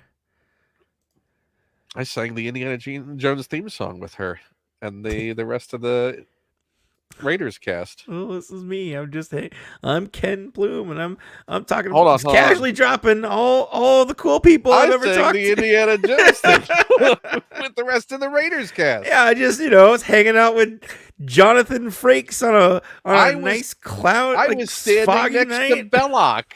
I was just hanging out. The coolest thing I've got is Goldberg, the wrestler Goldberg, told me that we had shitty iPad cover selections at my store. What's his face? Richard Dreyfuss told me a bunch of really dirty jokes one time. And then Was he sober? No, absolutely not. And then I did shots with the guy that voiced Grimlock, Greg Berger, at a after party for Comic-Con one time. He's great. He's a super nice guy. Same with the guy that did Paul Eating. The guy. Did he say me Grimlock drunk? Honestly, kinda. And that was a very surreal night because it was a concert. Vince DiCola was playing, and it was like a Hasbro event where they were showing off the Unicron that they were trying to crowdfund. So it was like a little event for that, and I got invited to go. Is that the last San Diego? This is 2019. So I'm at this bar. It's like a little dive bar in downtown San Diego where they're doing the event. They didn't have any lights and stuff, and I brought my equipment because the person that invited me was like, yeah, and you can do interviews for bots and shots and stuff, which I was way more into doing at the time. So I was like, cool. So I brought my camera equipment, and then they're like, hey, can we use your lights to light the display? And I was like, sure. Yes, you can. So that got me in with all the Hasbro people, which was really neat, talking to the Hasbro people about it. And then I'm standing on the floor in front of the Vince DiCola playing next to Greg Berger, and then there's a guy cosplaying Grimlock but on stilts, so he's 15 feet tall. So actual scale height. Yeah. And I'm just like what is happening right now? I'm drunk. I'm standing next to Greg Berger, and he's standing next to a 20-foot tall guy dressed as Grimlock. Would it be great if he was riding him like Speedy? Yeah, and we're listening to Vince DiCola, but at the time he wasn't playing Transformers music, and he was playing Rocky IV music, which he also wrote the music for. So he exhausted his Transformers. Yeah, pretty much. I'm playing the rest. Well, I mean, he did the whole soundtrack. He literally played the whole soundtrack. Then start again. No, because he did. You don't move on to Rocky IV. He wanted to show off Rocky IV music. Rocky IV music's pretty good, though. He hasn't been in front of an audience in a while. No, Vince DiCola was pretty nice. Not since a BotCon. That was a fun night, though. That was a fun night. I was very drunk. You trade phone numbers? No. I did become friends with Richard Dreyfuss. Tyler Blazinski, who was writing at the time, and Livio Ramondelli, who was a comic book artist. And he and Tyler were writing a Transformers comic at the time. And now we talk all the time. We've hung out multiple times. We've gone toy hunting Transformers together. Comic? No. He only wrote the one Transformers comic, and I don't think it sold very well, but I think that was the weird reboot they did, and then they immediately stopped making them because it went over to Skybound. So would you rather they make you into a Transformer or a G.I. Joe? I mean, would I be a robot? Like a Mike-shaped robot with a beard and stuff? I would much rather be a Transformer. We've seen robot beards. That's true. I mean, like Thu's a transformer, so yeah, I would want to be a transformer for sure. Although a GI Joe would be cool. What would your code name be? Oh man, I don't know. What would my code name be? What would be your specialty? Internet surveillance. Just the internet specialist. It'd be like hacker. No, it wouldn't be hacker. It's so stupid. I don't know. I think I'd be like whatever. So like whatever a good guy version of a dreadnought would be. like a dreadnought who went over to GI Joe. Oh, so we'd have some weird bonkers name. For sure. I'd be like Slipshod. Sure. I would say skid mark, but there's already a skid mark. Slapstank. Yeah. Ham hock. Actually, that's not bad. That'd be ham hock. I kind of like that. G.I. Joe, codename Ham Hock.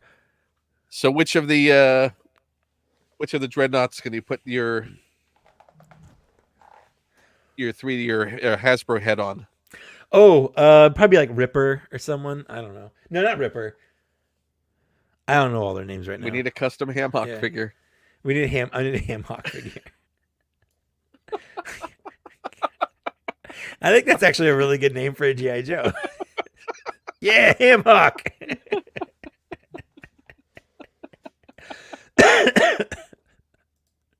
Ham Hock and T-Bone. That's right. What animal? What animal is your sidekick? Who's T-Bone? Oh, man, I feel like he would be. Is it a pig? Like a. No, I think he would be a boar. He'd be a boar. Yeah, for sure. He'd be a boar. Ham Hock and T-Bone. That's 100% what I would be. It's gonna be incredible, like dreadnought. Porterhouse and be like a cow that follows me around. Just have a boar that just will devour your enemies. Just eats. That's right. Because you saw it in the movie once and you thought it was true. That's how it works. Yeah. I've never tried it, but I would definitely have an accent. But it would be a bad Australian accent. Oh, it would be a proper terrible. One. It would be terrible. It'd be off, like a purposely bad accent. He's actually from like Idaho. So I used to play World of Warcraft with this guy who was Australian, but he moved to Ireland, and like when he was younger, and those two accents sort of weirdly merged together.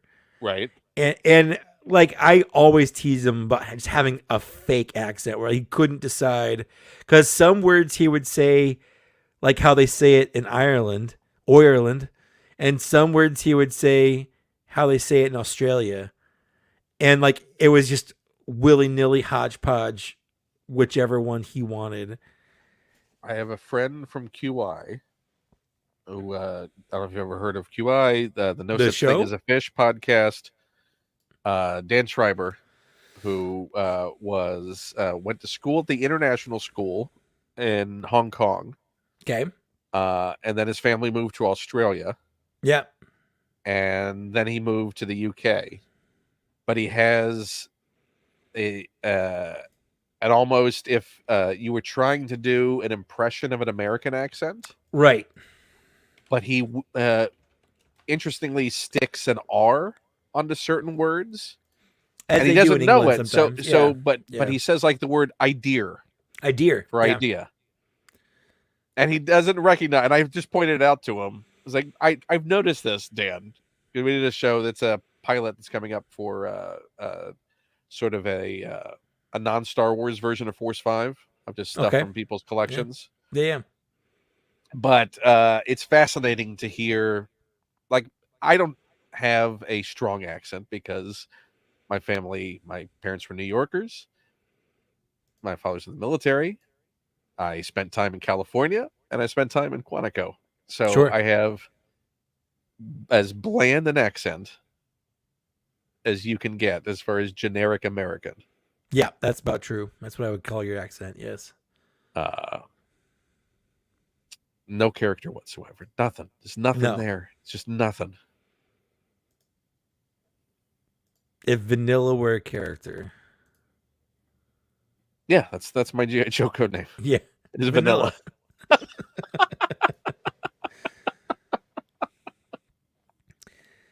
Your goal is blending in. You can just do it anywhere. Not even a master of disguise. Just you're so boring. You could drop them in the middle of any country, anywhere, any city. No one will notice him. He doesn't make an impression. He blends right in.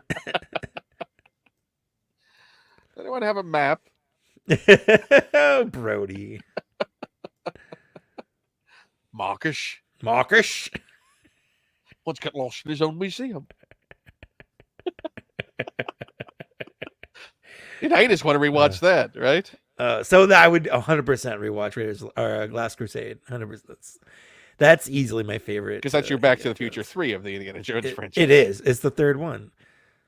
And you know what? It's the same thing with Star Wars. Like I would like Empire Strikes Back is my favorite, but I would much rather watch Return of the Jedi over Empire Strikes Back because it's just more fun. It's a more fun movie, if that makes sense. Yeah, I mean you love a musical number.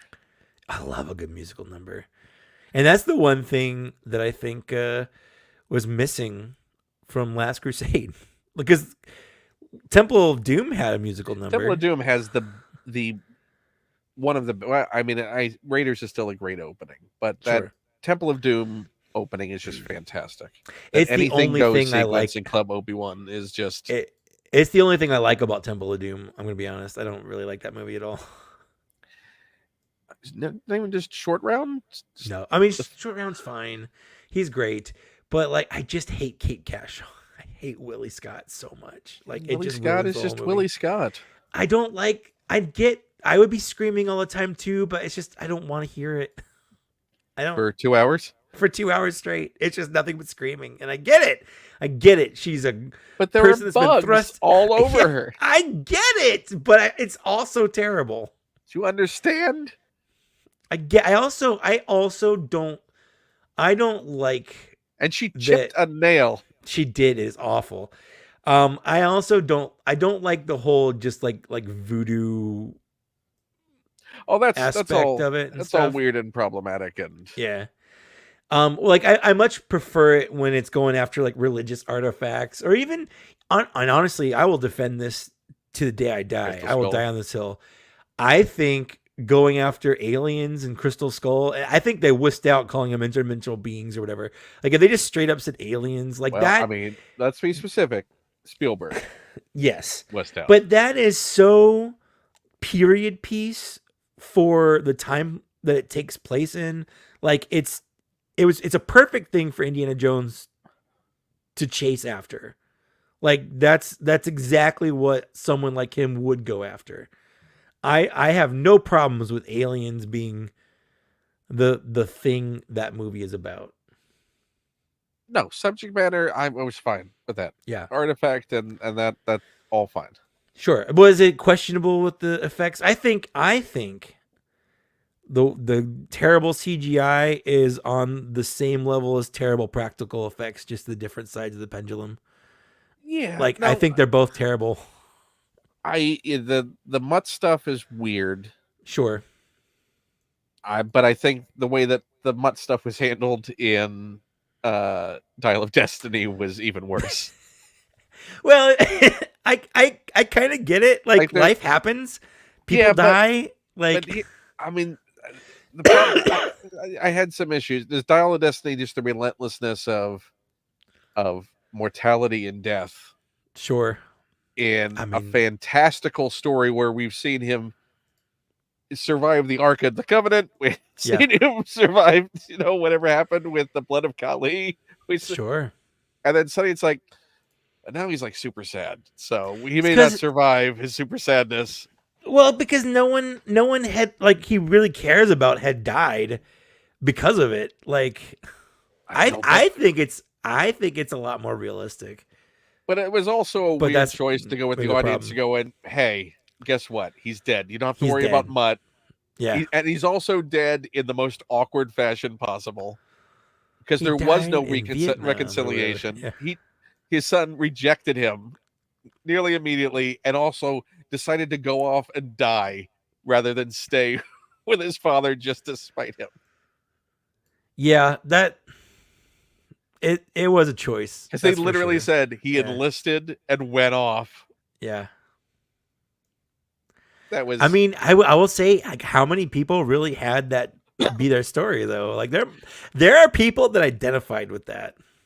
I know. It's just it's weird and a fantastical escapist franchise. So it's too real for it goes something super real. It's like too real. Yeah. I agree with. I think that's a valid criticism. It's too real. You know, but then they also balance that by going back in time to ancient Greece. So, you know, like Superbook. Yeah, like Superbook. Oh my god. Ooh, I forgot about Superbook. We had so many of those on tape. Where are those action figures? Weird computerized Bible that would time travel you. I mean, it was definitely anime, right? Yeah, it was totally. Yeah. Like, I wouldn't be surprised if that was quite a famous studio that produced those. Right? Like, who did? Now I'm curious. Certainly, there must have been some action figures at some point, right? Book wiki. All right, I'm an adult. No, you got nothing there. Why even take me there? I'm on a Superbook cartoon. 1981. There we go. Series. 26 episodes. Definitely. Oh, they're putting it in the isekai genre, which I guess it is now that I think about it. TV Tokyo.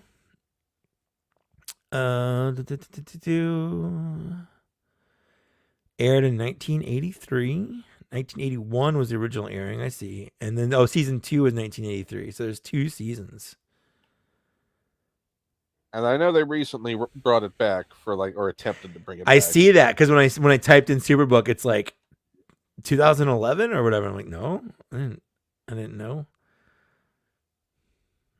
Man, there's a little robot. I forgot about. Yeah. I forgot about all this stuff. This is like.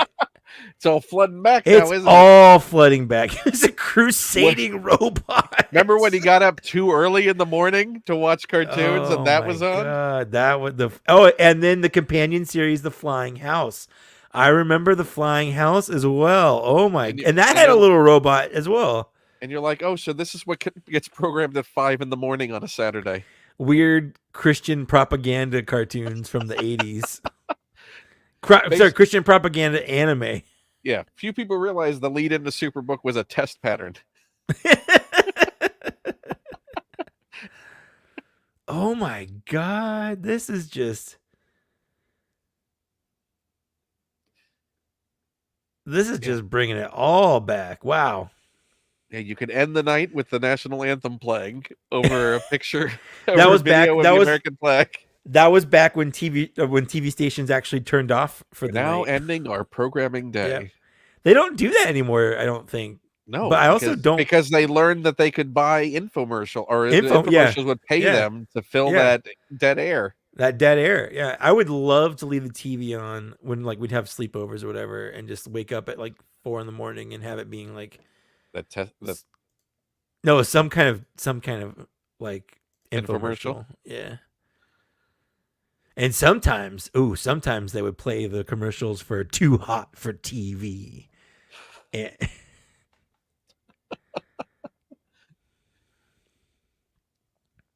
Wait, what were the categories of infomercials? You had amazing inventions. Of course. Yep.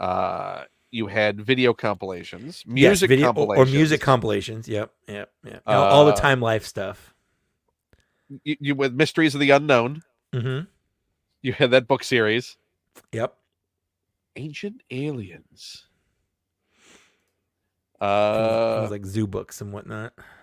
What other ones do we have? Like a Franklin Mint kind of thing. Collectibles. Definitely collectibles, like plates. Oh. Remember when collectible plates were a thing? You got to get their plate holders. Yeah, you get the plate holders. They had Wizard of Oz. You had Star Trek. Chess sets. Chess sets, yes. Telemarketing for basically anything the Franklin Mint sold. Yep. And just stuff they would sell on QVC for the most part. You really didn't have a lot of like clothes QVC. Like QVC stuff was for clothes and things like that. Right. No, this was all just curios. Yeah, they cleaning. Oh, for sure. For sure. A lot of cleaning products. Yeah. Particularly before you had big box stores. Yep.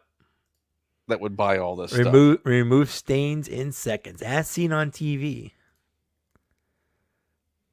Oops, clumsy me. There's like a whole subreddit I stumbled into of like white people not being able to do things. It's always like, oh my God, and just why is it so difficult to walk? Oh my goodness. And just like try to pour soda, it just goes everywhere. Or like 17 pots going on a stove. Yes. With 3 lids on each one. Why can't I cook right? There's got to be a better way. That's the phrase right there. There's got to be a better way. I think you and Zach need to put together for Black Series Cantina. There's got to be a better way infomercial for your show.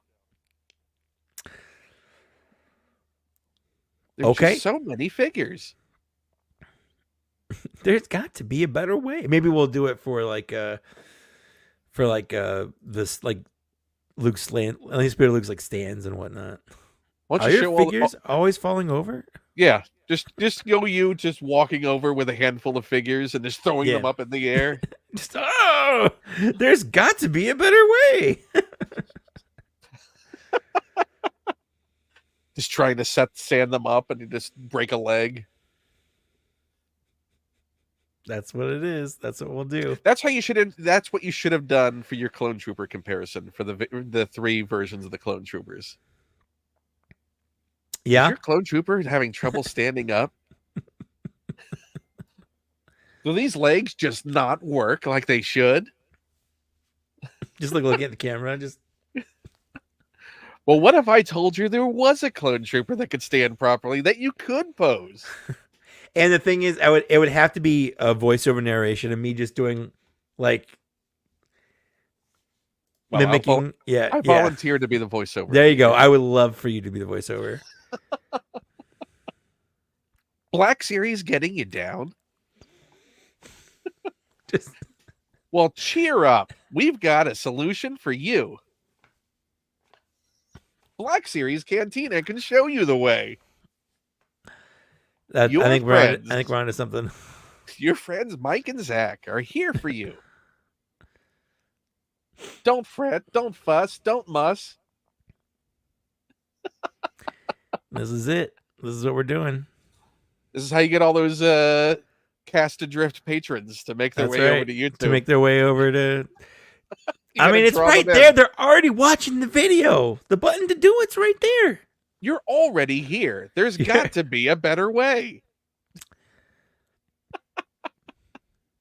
Are you confused on how to support Mike? So here's a real thing. I am gonna make a channel member video about becoming a channel member. So I might do it in that style now that you say that. Well, start writing your copy. I'll write the script. I'll send you the copy. I just need a voiceover. You know what? I'll even let you direct me. Wow. We'll pop on a StreamYard. I'll read you the copy. You get your takes. You put it together. You make magic. Then your boss will say they're not going to use it. And then I'll just throw it all away and delete my YouTube channel. I'm done. I'm just done. It's fine. It's done. I don't care. Just gonna buy these toys for me. No one needs to know what I think. No one needs to know what I'm buying. No one needs to know my thoughts about what I'm buying now. I'm still gonna be a guest host with Dan, though. I'm not gonna give that. That's up. Right. No, I'm never giving that up. Someone said that I was his chocolate to his peanut butter or something like that, and I was like, that's the nicest thing anyone's ever said about me. Oh. Yeah. Which one of you tastes great and which one is less filling? I don't know. I would hope that I'm the chocolate, but I wouldn't be surprised if he's the chocolate. You know what? You're together. That's all that matters. You've made something new. That's true. You've compounded now. You're an amalgamation. Like interest. And you could tell the interest between you two. And then Kipli Mundi comes in and puts his arm around both of us. Now, I didn't see the latest one. Was there more thrifting hauls?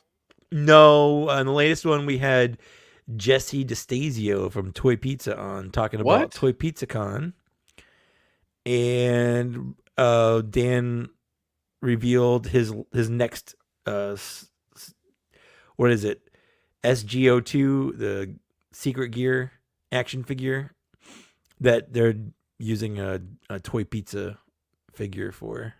Oh, I wonder if HasCon's going to bring him back this year.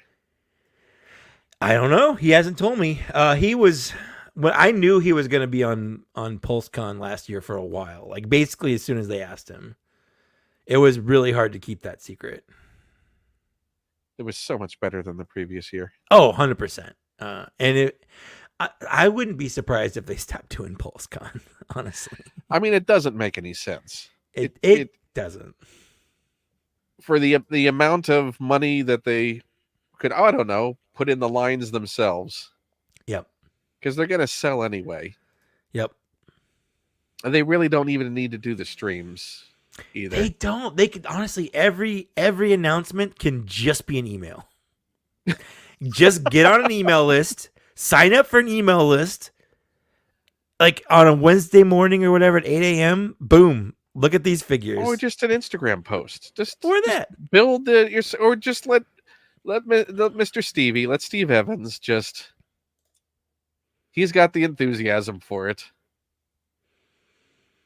Anything like that would be great. But yeah, the Pulse, and you know what? Unless they're just gonna go big, like go big and dumb. Just like make it a musical spectacular with full production numbers. Like I want to see Dan leading a kick line, showing off the new G.I. Joe product. just doing a whole chorus kicking. It's kind of like the producers, and they have all the new figures on their like headpieces as they're dancing through on the kick line. And the camera just drifts across all of the headpieces on the dancers that are showing off the new figures. I mean, that's all I need now. Right? Yeah. I never thought about it, but now I do need it. And Dan would look so excited. Well, and that's what's missing. You need someone that just looks like they want to be on stage instead of someone who's on stage because they're in a hostage situation. I would love to know why Steve, who does live streams on his own channel, who is comfortable on camera, is enthusiastic about talking about these things, why he isn't out there as like their face on these presentations. Now he's a natural fit for it. It's even the hosting of like PulseCon. Yeah. The fact that he is weirdly absent from all of it. They did, I think in 2020 or 2021, they did a 1027 live stream for premium members. And he was the host for the first one. And I think it was 2020. And that was really good. Like that was fun to watch. And it was very natural. But I think part of the problem, and did you watch the 4-hour Jenny Nicholson video about? Of course I did. Of course, yeah, I figured you did. But like towards the beginning, she talks about. Yes, I did because I posted the original commercial. Oh, that's true. Yeah, you did. That's right. Yeah. But she talks about how people are using like corporate language, and it just sounds so fake, and it's 100% the exact same thing with the Pulse announcements, like even when you got Eric up there, and back when Patrick was up there, when you hear talking about phrases, expressions, entertainment expressions and all that stuff, like they have to use official corporate language instead of like vernacular that everyone uses, and it makes it seem so othery, so insincere. Right, because you're also using not polished presenters, right, and you're making them, you're giving them this unnatural dialogue correct, to say. yes, So they can't even be the closest to having fun with it and somehow finding a way is the G.I. Joe team. yep, I agree. Because I think they also bend some rules. Yeah, when they do it a little more tongue in cheek when they have to do those official phrases and stuff like that. Right. They don't fear, it doesn't look like they fear retaliation like some of the other teams. Right. There's no G.I. Joe retaliation there. But also, they don't have to answer to Lucasfilm or whatever. And I feel like there's a difference there. Yeah, but I don't think that messaging is coming from Lucasfilm. You don't think so? You don't think so? I don't think the word expressions is coming from Lucasfilm. I would be very interested to know where entertainment expression comes from, if it's a Lucasfilm or it's a Hasbro thing, because it's such an unnatural, like nobody says that. It's such a weird way to phrase it. I hate it. Just getting to say lines, movies, TV shows. I love Din Djarin from The Mandalorian. Yes, plus it was. Yeah, it is very uncanny talk. Uncanny talk. Yep. Uncanny talk. Talky talk. I know. I understand. Like they can't say things like Baby Yoda or whatever. They have to say like the child or whatever. Like we had when I worked at Apple. Those are using official character names. That's sure, absolutely. And there were things like that I had to go through when I worked for Apple. Like people said things like iTouch. I couldn't say iTouch. I had to say iPod Touch. Or instead of OS X, I had to say OS 10. Like there was like common person vernacular that the normal person would use, but like me as an Apple employee, I couldn't use those phrases. You had to use brand names. I had to use brand names and official words because that's I was not like a spokesperson. But that expression is not a brand name. No, like using the word paradigm. No, it's not. Yeah. That's all corporate speak. It's all it's corporate jargon. That's someone nonsense, going through and thesaurizing their presentation to jazz it up with big words or words. Someone goes, well, "This person's smart. They must know what they're talking about this subject." Yeah. But Jenny had a point where she's like, instead of saying like, I went to Star Wars Land and we rode the Millennium Falcon ride, like I would say that, but they can't say that on official things. It's got to be, we went to Star Wars Galaxy's Edge and we rode on Smuggler's Run. On influencers, on influencers, yes, because that they're not employees, of Disney or Lucasfilm, like, Oh, the influencer scene! I'm, just hearing about the stuff that happens. Oh man. The press junkets for these things and just people that don't care about the stuff at all. Nope. And and if you want photogenic, that's fine. If you want professional, that's fine. Those exist with people who do understand and care about the things that you're trying to promote. Yeah. Like there's a laziness that these companies have when it comes to choosing the people they do to bring in and give more visibility and increase the size of their platform through legitimacy that they grant by bringing them in to do these things. Right. That is just is pure laziness on the side of these companies of not vetting because they don't care. I mean, the problem you have with a lot of these positions are these people who are running these media departments generally haven't been there long because of the turnover rate that has happened, and then layoffs and the fact that a lot of veteran people were pushed out because they're more expensive. So let's get cheap. And what's easy, like it's just having warm bodies at a premiere to do TikTok dances. It has nothing to do with coverage. It has nothing to do with reviews. It's not imparting any value to people who are seeing these things. It's not informative in any way. No, not at all. And it's not authentic. It's either. Not fun. It's not fun. Yeah. I mean, you could have more fun with someone who is enthusiastic and informed, talking with the creator of the thing with a genuine question base. because that also enthuses the creator themselves. Who's like, oh, somebody actually cares and understands what I'm doing. Let's have a conversation.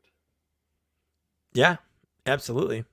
It's always astounding to me that people, talk about what is that one interviewer like Nardwall, I think his name is, or Steve Evans, not Steve Evans, who's the Evans from Hot Ones? Oh, Chris Evans. Chris Evans. Yeah. It was like, oh, you ask such interesting questions. He did research, whoever's working with them did research. Yep. It's not a hard thing if you're gonna talk to somebody to do a modicum of just a little bit of research. Yep. To know and also, I mean, that was the thing when I was doing a bit of a chat and all the interviews when I was I would pick people I wanted to talk to. Right. Someone that had interest in, or you had interest I had interest in talking to them. I wasn't Yeah. assigned to talk to them. No. Either. Or I want to talk to Weird Al because I want to talk to Weird Al. I want to. And also, I don't want to do a junket. I don't want 5 minutes that you're cycling people through to not get any substance. I won't do it. It just wasn't interesting to me. So I was the person who did the in-depth interviews with people I wanted to talk to. Which wouldn't have, a 3-hour conversation because people weren't reaching out to do those kind of pieces with them. But I was. And you got it. And that's why you can become a patron. Patreon.com/Ken Plume. There you go. That would be Patreon.com/Ken Plume. For the people who can't find their way to YouTube to find Mike, but still want to support a creator on Patreon, just want to transfer over their already set up accounts. There's going to be so many people that have accounts and no one to support after I'm telling you, there is a better way.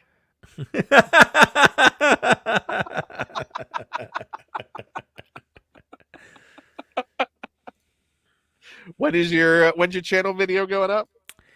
Tomorrow morning at 9 a.m. my time, so noon, I guess your time.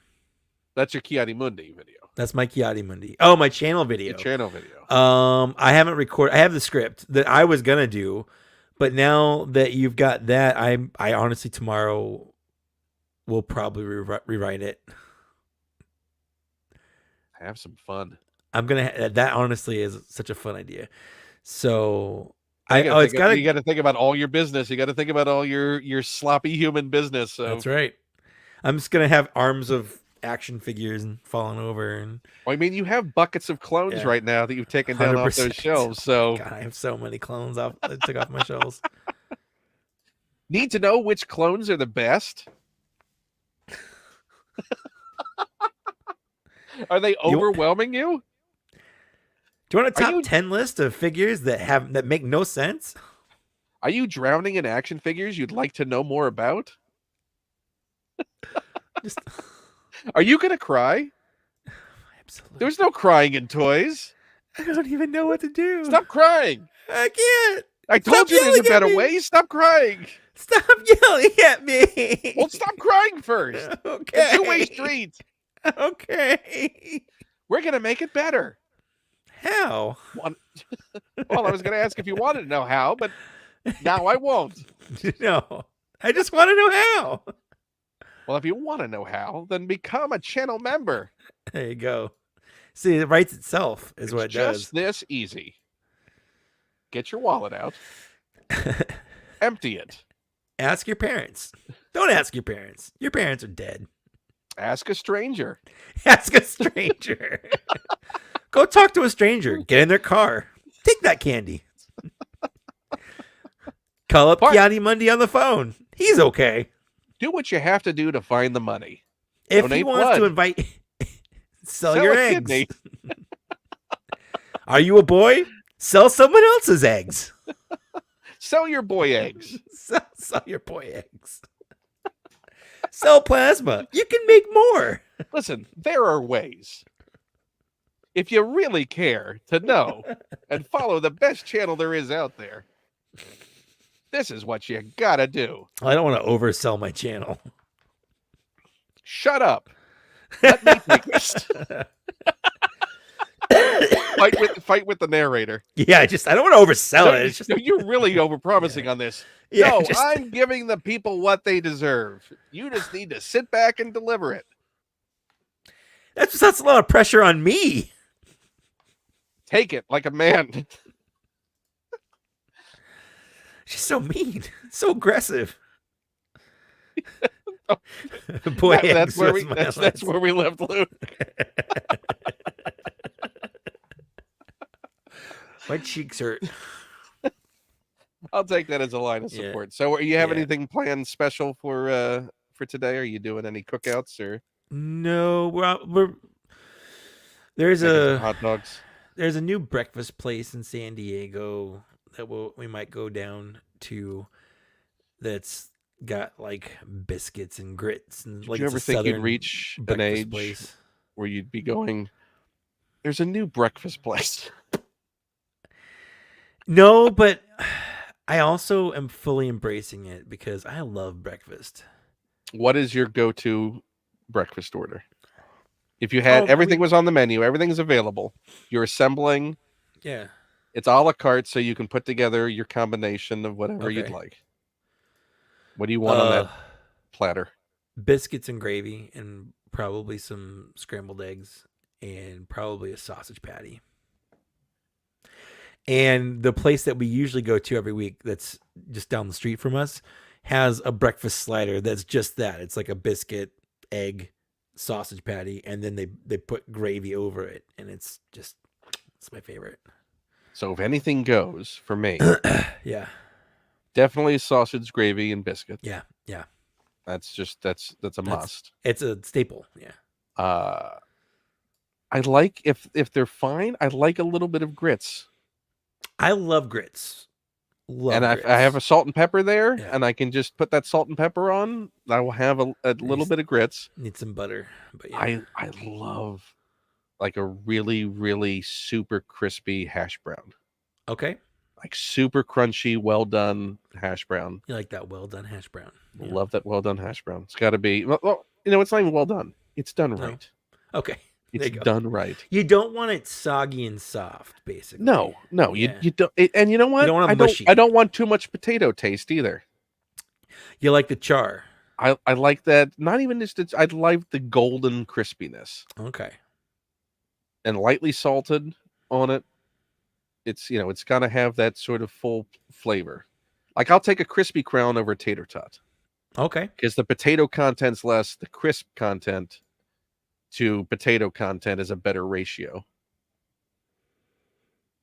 A hash brown, an English muffin, super crispy on the English muffin as well. Like I don't like a doughy English muffin. It's got to be a well toasted English muffin with a thin layer of butter and then cream cheese. Okay, cream cheese on an English muffin. Oh, on a well toasted English muffin, it is incredible. On a soft English muffin, not good at all. Yeah, I was thinking that's too chewy. No, if you get English muffins, double toast them so they're nice and crisp. Yeah. Do that little layer of butter and a layer of cream cheese. It will change your life. Okay, well, I'll keep that. If I don't have access to that, I also will go with a toasted everything bagel with the same topping. Okay. Scrambled eggs. Love scrambled eggs. Are fine, but I could also just go for a cheese omelet. Speaking of John Hodgman, he just did. I saw a video of his on TikTok where he convinced me that there is a difference between scrambled eggs and an omelet, even if there's nothing in the omelet. And I never thought about it like that. Well, I mean, there is a texture difference for sure. Yeah. It's how you cook it, as opposed to just like scrambling it around to just kind of making it sort of like a crepe, like an egg crepe kind of situation. Yeah, there's more of a density to an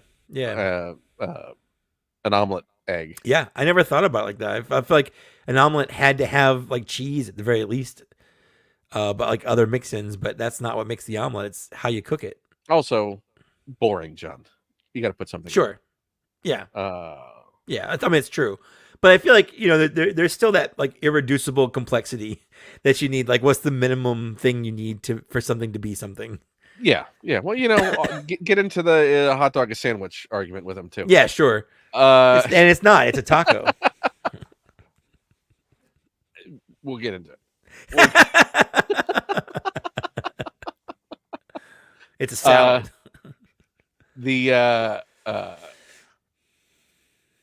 I will have like a pepper American cheese for the cheese in it, like a deli pepper American cheese. So not like a craft single, but a nice deli American. Sure. But with the pepper in it.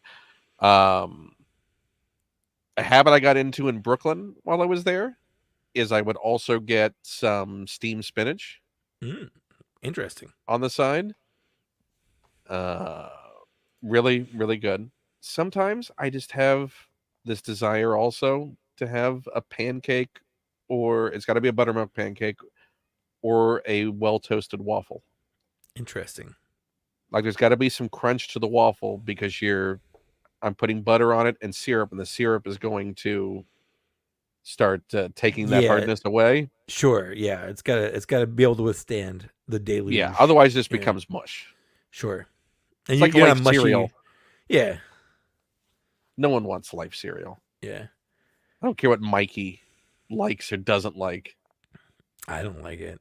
I don't know. This Mikey guy doesn't speak for me. It's mush. Yeah. Life cereal, you have, like, if you don't take a bite within the first second of the milk hitting it, you're just dealing with slop.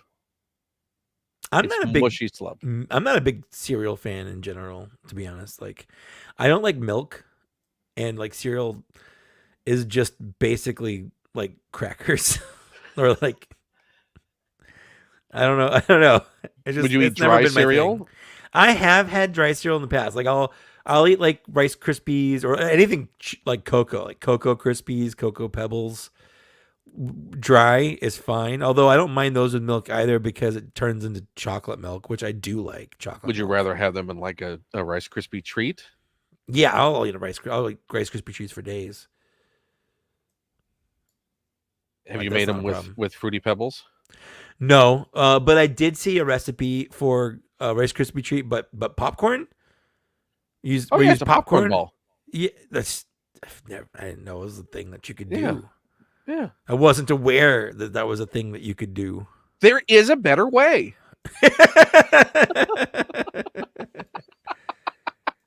Well, this is what your channel for. Yeah. This is what your channel's for. We've had a good night. We have, and I need to go.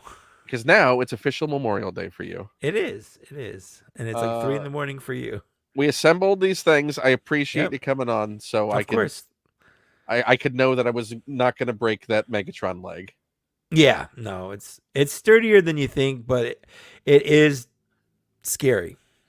I do wish I had batteries, but they're great. Yes, the YOLO Park, you knocked it out of it.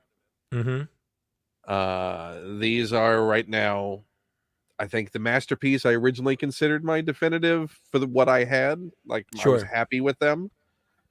But this takes it to a much more pleasing level. I think it's more fun to handle than the masterpiece as well. Well, the masterpiece just feels clumsy. Like they're too large to have fun with. Well, especially because you have the early masterpiece one. Yeah. The thumbs can. I would say the thumbs. Maybe you need to seal that ball joint in there. Yep. Because that's just wants to pop out. That and some better rocker for the. And the only way to fix that really is the issue perfectly. Yeah. The only way to fix that is to maybe shave away at those sides. Yeah, but if you even had enough rocker, for the gap that's on either side, it'd be enough to make it stable. Yeah, because you could then bend that in just a little bit on either side to find a stability point. Yep. So, but he looks great. It looks good. So I can't wait. I'm more excited about the Starscream just because I love Starscream, but I would love a nice Bumblebee. Oh, Stars Cream, huh?